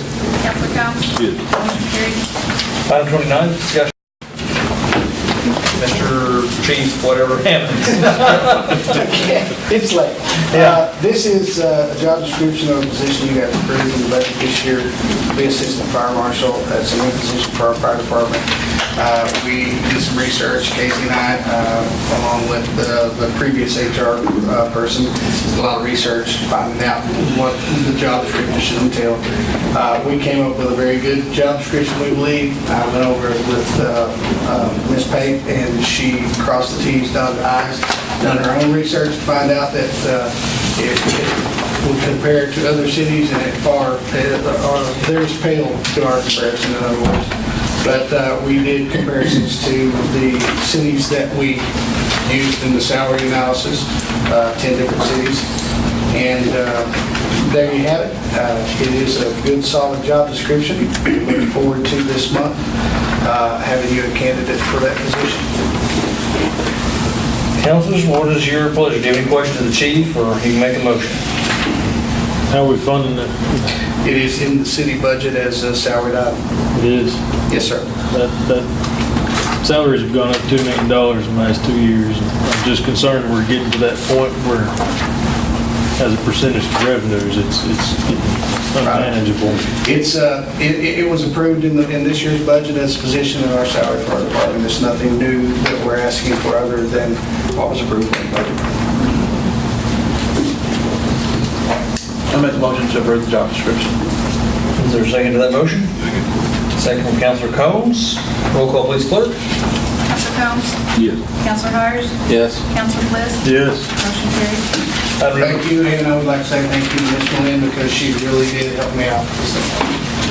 Item number 30 is discussion of possible action to approve the plat for Lake Worth Addition, located near the southwest intersection of Downing Street and Highway 82 bypass. Mr. Johnson. So, this is the southwest corner. There's a map on your screen. It's the old Pizza Hut, otherwise known as Shorty's as well.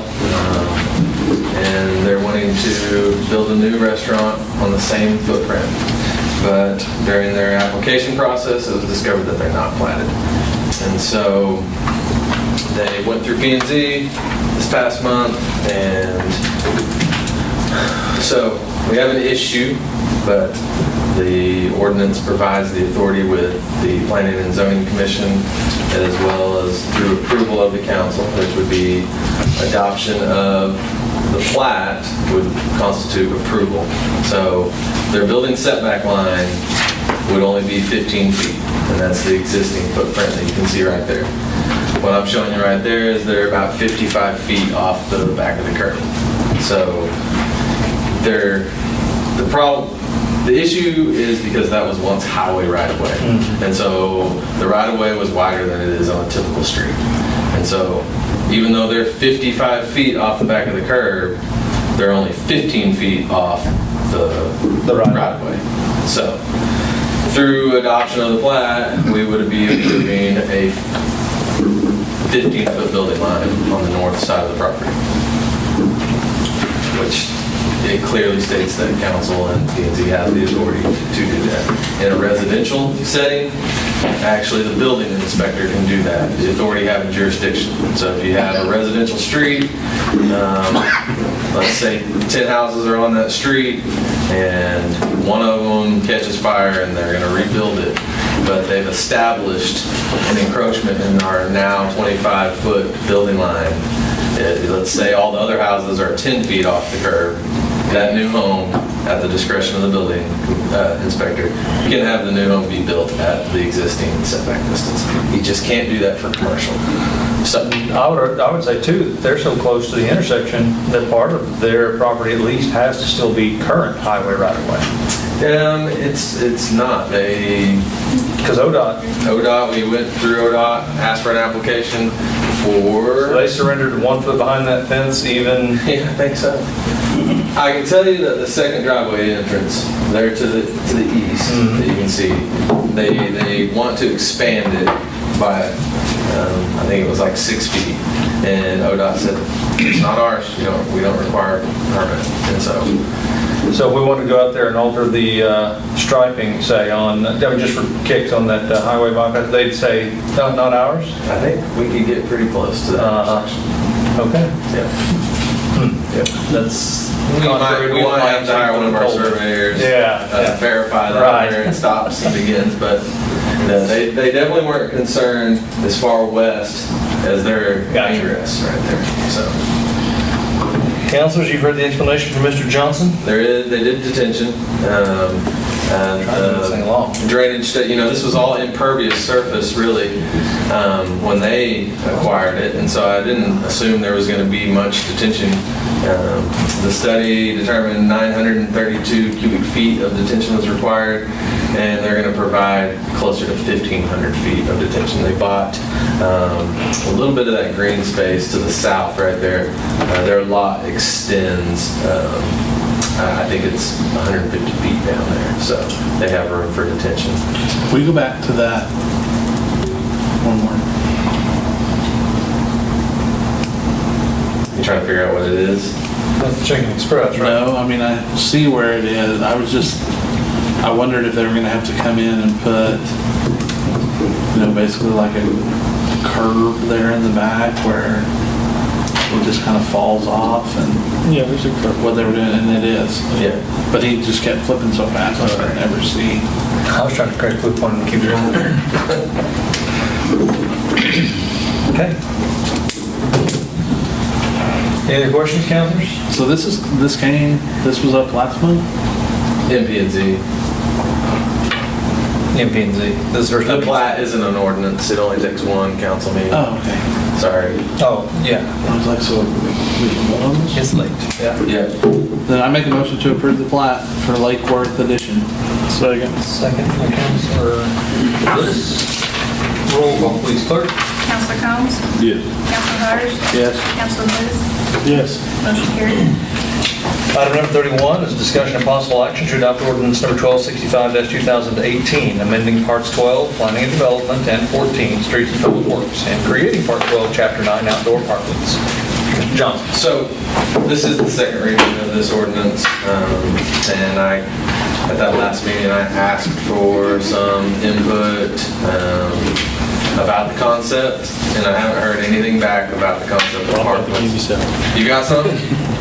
Yes, sir. I'm all ears. All right, well, I don't have it sitting in front of me. I like the idea, but my concern is taking parking spaces. So I've got two thoughts, right? So our sidewalks are fairly wide. Would it be possible to orientate our parking slots instead of going, orientate them to an angle to the sidewalk and take a few feet of each sidewalk in order to get that done? Or otherwise, if that won't work, perhaps look at, Lord, I can't believe I'm saying this, but one way downtown and having angled parking the whole way. And I think that would dramatically increase, maybe not dramatically increase, but it would increase our parking slots. And I think alleviate a lot of fears that the parking slot Nazis are back in town and we're going to take some more.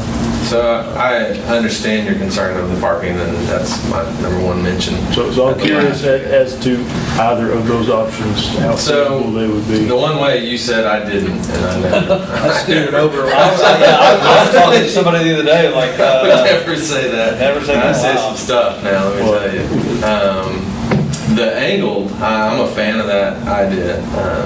The challenge is going to be cost.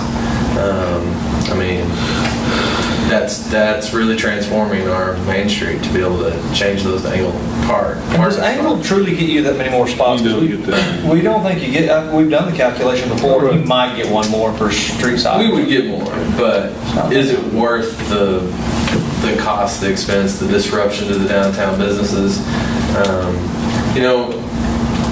The parklet ordinance is going to there's going to be so much subjectivity to it on our ability to approve it.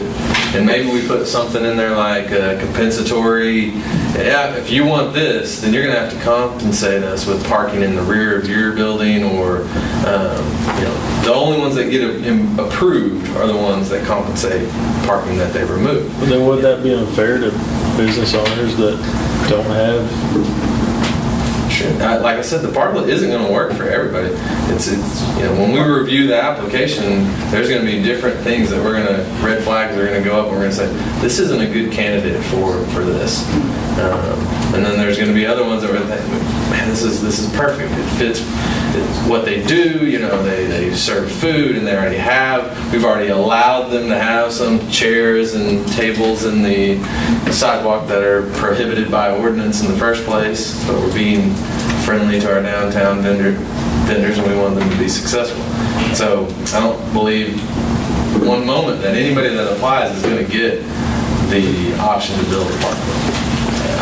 I think it's going to be a high bar, a high hurdle to cross to build a $1,000, permit fee. So, and with the $1,000 permit fee, I mean, that may be a barrier for some applicants that are small business owners. So I just want it to be fair, and I don't want to take any more parking from downtown.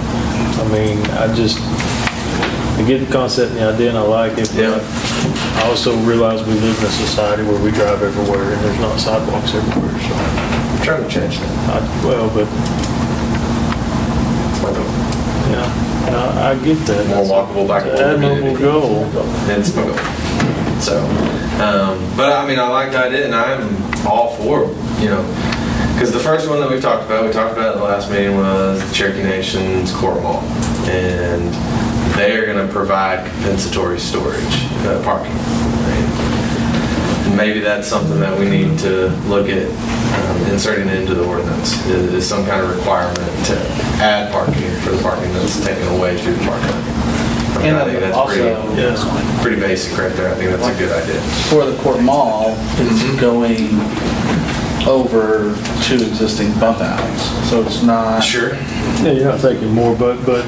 And I think that most businesses that are going to utilize something like this are going to utilize it at that position, or they're not going to want it because they're not going to want to take up, parking in front of their business. Yeah, if they don't have it in the rear or on the side road. The only business that's going to want it is somebody that can park cars somewhere else, And it doesn't make sense for every type of business. No, absolutely not. I bet it wouldn't affect more than 2-3 spaces. I mean, I bet this would be a pretty rarely used deal. Pretty much it's with food. Right. And that's about who you're servicing with this. Salmonella's. Absolutely. Bringing a parklet out. That's one of those places that we've allowed tables and chairs. Expanding their outdoor seating, and there's a parklet right in front of them, and then they have that one spot that's just one lone spot. Yeah. The one you really feel good when you look at it. So even if you were to take that as the parklet, at that point you're not truly cutting down on them. You are, but they also need the space to expand out. It's obviously anybody that's ever been to Salmonella's on Sunday at noon knows that they they're gonna they might need the parking. They might need to walk. They could use more tables too. Seating. Yeah, you can't, on all our downtown businesses, you're not going to always have the luxury of parking at the front door. So some of our retail are not going to want, they're not, there's no reason to expand out. They're going to want parking. Yeah, it is an issue. It was brought up by Mr. Metzig in public comment period. No discussion on that. Not discussing it. Okay. Just saying, parking is an issue, and that related to parklets. It's something that we have to keep in mind, and if we have to actually codify it, I'm okay with making any kind of amendment to the ordinance that makes that part. So the parklet will be in the street and not obstructing the sidewalk, correct? They're not going to be able to use the whole space there. We still have. I see it as an expansion of the sidewalk, but that would allow us to actually enforce the no obstructions of the sidewalk when they have the parkable space. But is that? You know as well as I, there's gonna be a little sign that sneaks its way out onto the sidewalk, even if they have a parklet.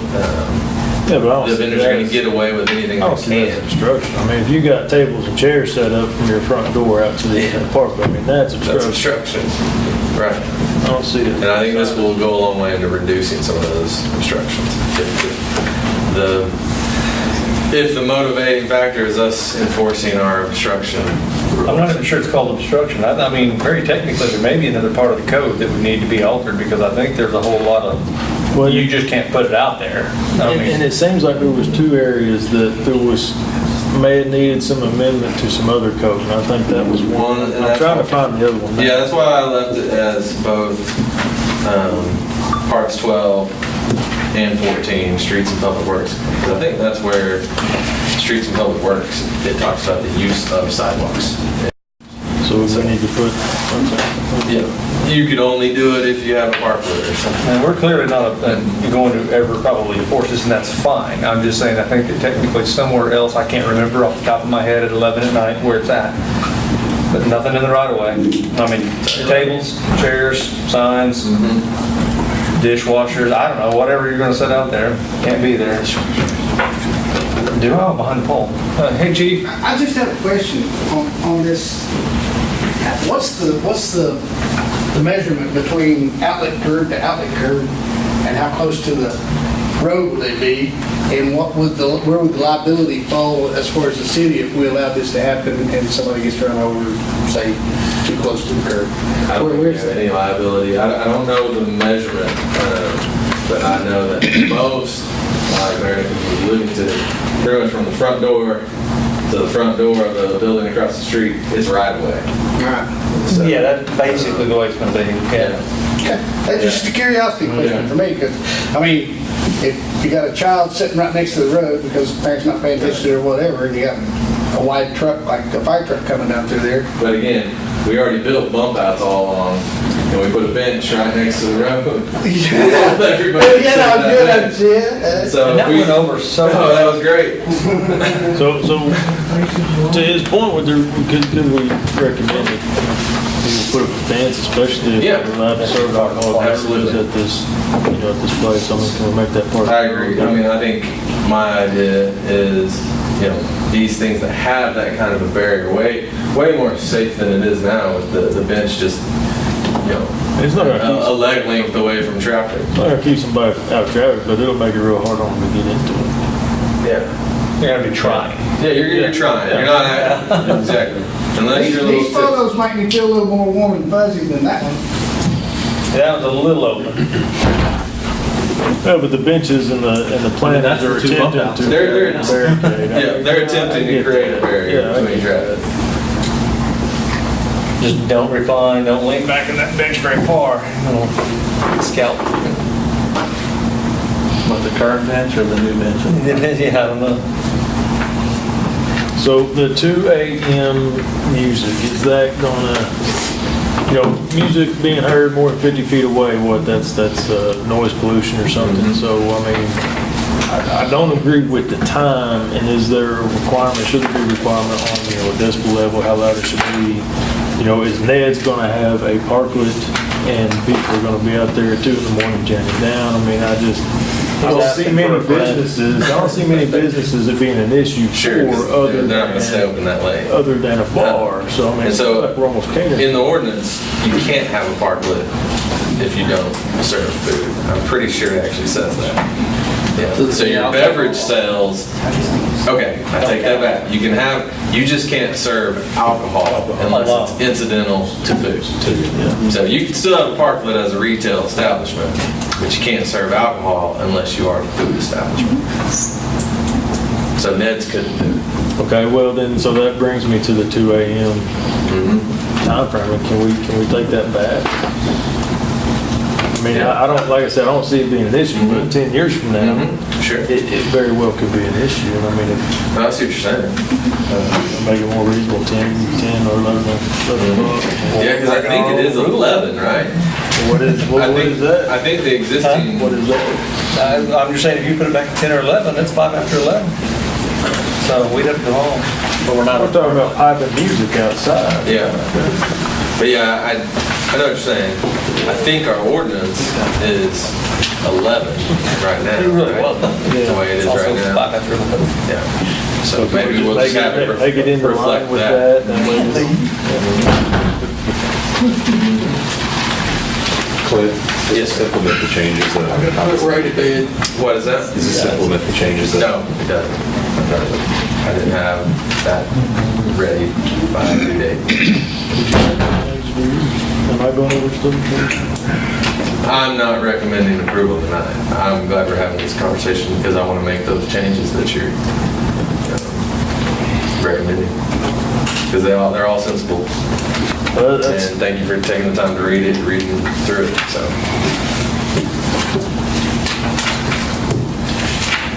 Well, we've only had one change, right? Grant has a few. I don't know how much substance is actually being changed with his. I think most of his are typos and that kind of stuff. I mean, because the only thing that I've heard that is really a change is the 2 a.m. music. No, the parking, the story parking. So if you're going to take a spot, you're not going to use a bump out, you're going to take a spot, then you need to provide a spot. That was the way I took it, right? Council Woods? I'm just, I can hear it now. Yeah. Yeah, I mean, so I just think we need to have some plan in place to say, hey, you know, we're really not taking it, we're just making it a little bit less convenient. Yeah. Like to park right in front of the business. But how would you implement that? If I'm, not saying they want to, but if I'm Boomerang, you know, and I want to put in a parklet and I meet all of the qualifications, but there's absolutely no way I could ever meet that qualification of, you know, even unless I don't get with maybe Bank First and decide to demolish the bump out. So I take the bump out instead of, you know, I mean, there's no way to. That's what I'm saying, this is going to be so rarely used, it's not even be a thing. And in our, you know, approval process is going to be somewhat subjective. Right. And I think that you handle that, in my estimation, you would handle that through the approval process. So you wouldn't set it up to meet that, to be able to put that burden on them, where a majority of your businesses can't meet it because it's physically impossible for them.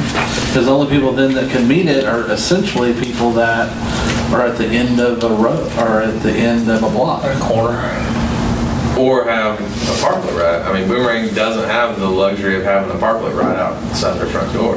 But if they did, then they can meet it. I mean, if they just use the parking, where are they going to get that? Is his point. No, if they just use the parklet, they're not taking a parking space.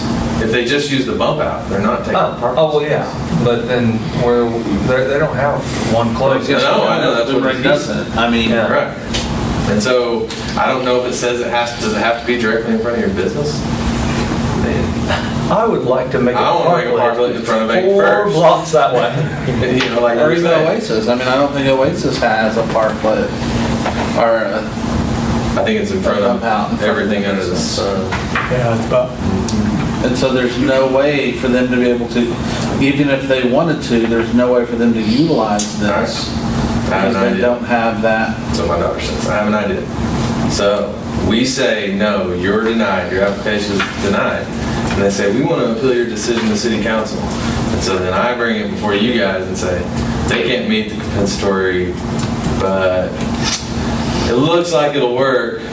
What do you guys think pass a law? Why would we pass an ordinance? Don't go down that road. They're just going to come back to you us. come on up and ask to do it right now. You've done that to me. Yeah, we're going to have a ride every single time.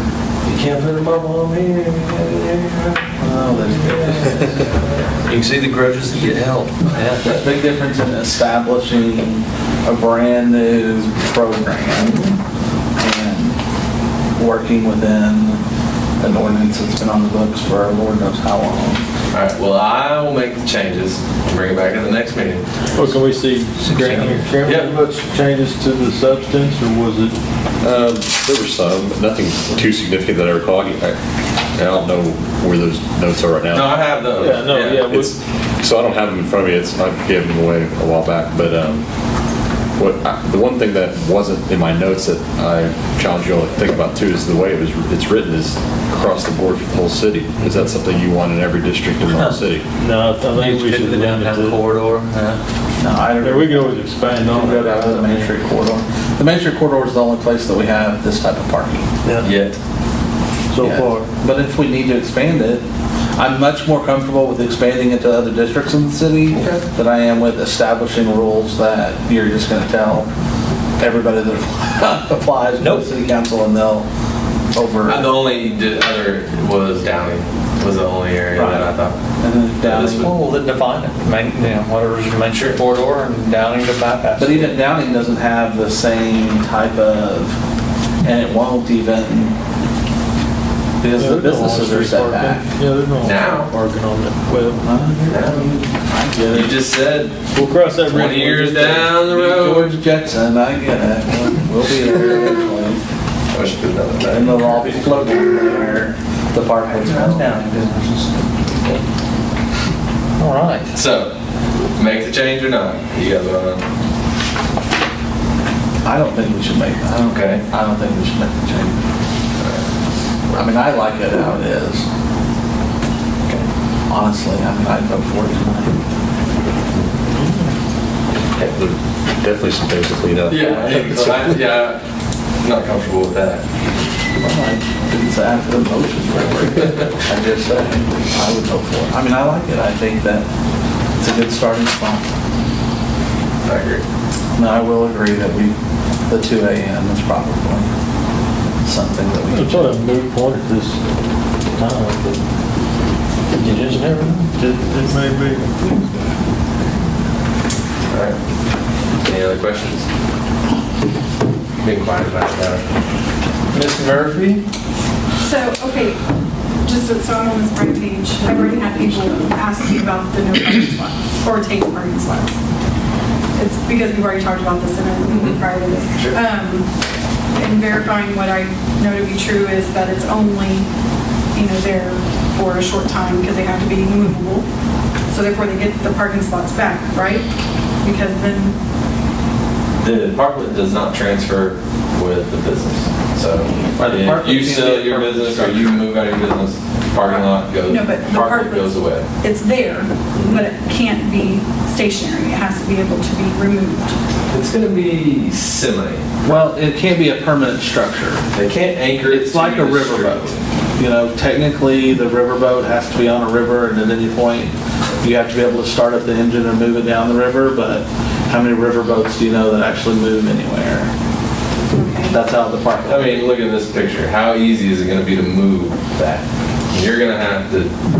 You tear it down? You're going to have to tear it down. So, And It's then not gonna at the end of roll, it, it's the not parking gonna slide. spaces are still there. You haven't taken any, you haven't gotten rid of the parking spaces underneath. And so if a business were to do it and then a year later decide, this isn't working, you take up the wooden plank or whatever you. That one looks like one of the. so with And you still have parking spaces underneath it. with these contracts, with these said individuals that have these parklets, will they have them for a period of time? It's an annual lease. I haven't seen them, so I didn't know. Permanent. Tell them it's a courtship, not a marriage. I just keep getting those questions. so Yeah, that's why I'm asking. Anything else? I mean, essentially, most people are going to be eating outside in the summer, right? When you're doing a lot of walking, not so much driving door to door, right? I mean, that's what their use is, to eat outside? Yeah. Okay. Or just hang out. I mean, I will tell you that we, at the Court Mall, have benches. We have 2 parklet benches and tables and chairs out there. And at one point, we had a piano. And it was it'd be the winter and you drive by and people would be sitting on the benches or sitting at the tables, drinking a coffee. Obstructing the sidewalk. I didn't say that. You said that. I never saw it. That's all I have. I just invite those people to attend the next meeting and discuss it all the way to the strike midnight. So email versions of the updated. Yeah, I can do that. Give you enough time to look over it. Absolutely. I guess we're not going to have a mid-month. I heard that earlier. I do believe that we'll be around. So, okay. Okay. So unless there's an objection, we'll just take no action on this item. I don't hear an objection, and even if you were to express one, I probably wouldn't hear it. And we'll go ahead and move on to 32, which is discussion of possible action to adopt ordinance number 1266-2018, vacating or closing part of the sanitary sewer easement. Mr. Johnson. So, this is the second reading of this ordinance. This property, they discovered easement during the survey that structure was built on. One of the structures was there when they did the easement. Didn't address it at that time, but whatever. And so this is what they found after the survey. The blue line is the easement. And this is what we're vacating, is the red, shaded red. And that's what the legal description that Mayor Nichols didn't want to read. Yes. It describes. Motion to approve. The red. Second. A motion and a second to approve by Bliss and Hires. Clerk, give us a roll call, please. Counselor Bliss? Yes. Counselor Combs? Yes. Counselor Hires? Yes. Motion carried. Item number 33 is discussion to adopt ordinance number 1267-2018, amending Part 12, Planning and Development, Chapter 2, Zoning, General and District Provisions. Mr. Johnson. All right, forward on, counselors, because we need to do something about this situation. This is the Airbnb VRBO challenge that a lot of communities are facing, as well as we are. The people that put this code together, they knew it was coming, but they didn't do anything about it. And so, if you can see on your screen, we have the definition of tourist home. Can't see it from here. A dwelling occupied as a permanent resident by an owner or renter in which sleeping accommodations and not more than 4 rooms are provided or offered for transient guests for compensation. So that is the definition of the more traditional Airbnb VRBO that we saw a few years ago. That's where it kind of started. People had extra space, a mother-in-law suite, a garage apartment, what have you, and they rented that space out. But they lived there in their home, or they had a renter that was there permanently. And so those still exist. Those Airbnbs still exist. VRBOs still exist in that. But they didn't place tourist home in a permitted district, zoning district. It's not in R1, R2, R3, C1, C2, C3. It doesn't exist as a permitted use. And so what I'm asking you is to decide where you want that to be permitted. That traditional Airbnb, where you live there and you rent out some rooms. Do we want that? This isn't covering the ones that no one lives there and they just rent out the house. Okay, so this segued. This is second. I want you to address that as well. So I've included a definition for tourist court or motel. Tourist court or motel is an area containing one or more buildings designed or intended to be used as temporary sleeping facilities for one or more transient families and intended primarily for automobile transients. So they got close there. So this is the newer, this is where the investors are buying a property and the sole purpose of the property is for VRBO or Airbnb. And that's where we're having some challenges as well. Those are popping up everywhere and they're not in the R3 zoning district. That's where our code has a use permitted for tourist court or motel, is in R3 zoning district. But since there's so much ambiguity on, is there an owner there, is it a renter there, do we want to just do away with the 2 separate definitions, combine them into one definition, and decide what zoning district we want that to occur in? That's an option. If we want to go ahead and leave tourist court and hotel in R3 and then find a home for tourist home, that's an option. If we want to create a district that this is where you can do, like a historic preservation district or an Airbnb district, you can do that. But it is a problem. I get complaints from neighbors constantly that one is opened up next to where they live. And they start inquiring about the zoning, and then we run into this roadblock where, well, tourist home isn't an established, it's not a permitted use. So if you wanted to look at it strictly the way it is today, you can't operate either. You can't operate anything, Airbnb, VRBO, unless you're in the R3 zoning district. That's my take, and I believe Grant's take on this as well. So The that's way where we're at. I see this, or the way maybe I'd like to see this, would be graduated where tourist home would be the resident R1. I live there, I rent out a room. Tourist court would be maybe be R2. I don't live there, I just rent out the house and or one or two properties on the location, and then tourist motel, which is I have more than two properties or two dwellings on a property that I rent out, and that would be R3. I mean, that to me. Well, so that theory, believe me, that's going to be the number one complaint I get, because that's where I get it. I get the single family people that it's happened. Somebody has a rental property that's R1 single family next door, and now they've converted it into an Airbnb. And so now this person that lives in R1 single family and is raising their kids, now they have next door to them a Airbnb where guests come and go constantly, and they don't like it, and I hear about it. And so my recommendation wouldn't be R1, because that's what we blanketed the entire city with. And so then we may as well just say, all bets off, if you pay your hotel tax, your lodging tax, and your sales tax, then we don't care where you put it. So I don't think I think if you live in Southridge and you want to open an Airbnb, then you come to P&Z and council and say I want to rezone to R2 so I can have my Airbnb. And then all your neighbors can come in and join on the fun and have something to say about it. Because right now everybody's R1.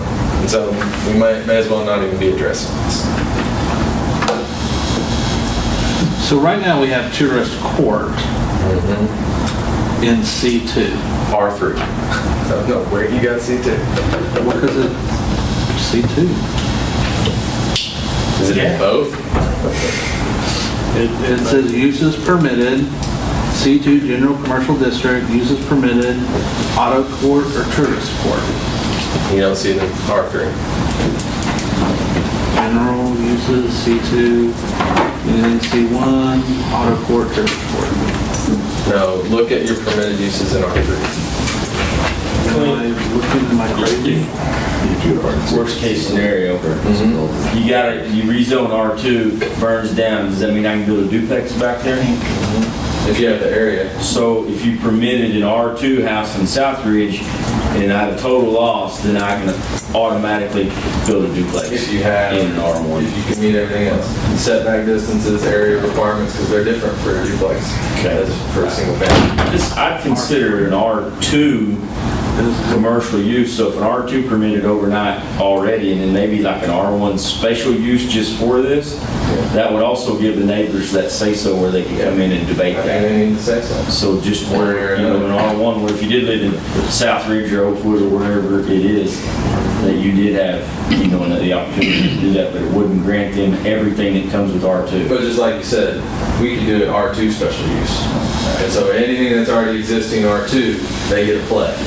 Because they already have that extra space somewhere, whether it's mother-in-law suite, garage apartment. Right, you already consider R2 somewhat commercial use. But then now, if somebody in Southridge wanted to rezone for this intended use, we could say R2 special use, vacation rental by owner. That's what I think I like, would probably be my opinion of that. I like it. The way it just doesn't blanket it R2 across the board. Well, R2, you're good. But when you come now and you ask for rezoning, it's a special use. Right. I like that. So would that not fit the home court motel graduation? I mean that's in because the way we have home defined is it's occupied. Tourist home? Right. Yeah. So I want to rent out a room so I can be R1 and still be fine. I'm just going to. Well, like what Jason it goes along with what is Jason you would rezone to R2, but you would just ask for the special use for the VRBO. For a tourist home. Yeah, that's what I'm recommending. Because if we just start with tourist home at R1, we haven't done I'm saying anything. we define tourist home, we define tourist court, we define tourist motel, and we assign each one of them to a different residential zoning, so as it's layered, if you will. So if I've got a grandmother suite on my property already, then I'm probably already zoned R2. You're already two. And so therefore, I would fall under the tourist court definition of the ordinance. Does that make sense? I'm following you. You get what I'm saying? And then I have more than two buildings, and none of them are permanently occupied, then that goes into the motel area, and it's R3 or more. What did you find, Counselor? It's in C2.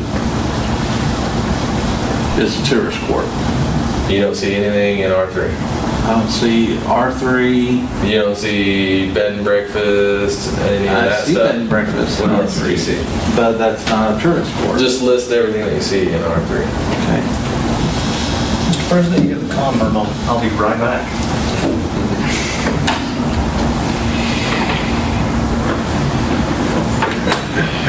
How did I get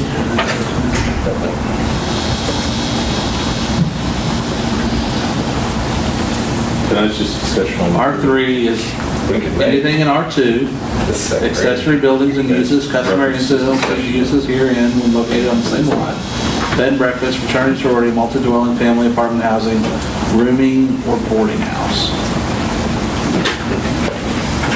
Then it's only references discussion tonight on the agenda? We're just discussing it. I guess we're just discussing. I do remember this being brought up before, perhaps. It definitely works up. It gives one of those you want to read multiple times. Sure, and I'm doing a discussion about it. And then C2 has any use permitted in C1, advertising, ambulance, service, amusement enterprise, auto body shop, auto court, or tourist court. Read the definition of boarding. Of what? Boarding house. Okay.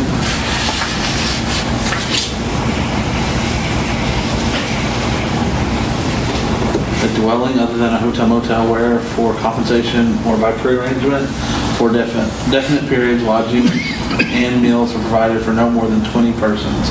A dwelling which has accommodations for more than 20 persons shall be defined as a hotel motel under the terms of the chapter. It's boarding and rooming, or one separate from another? It's boarding house. And so then there's a rooming house, right?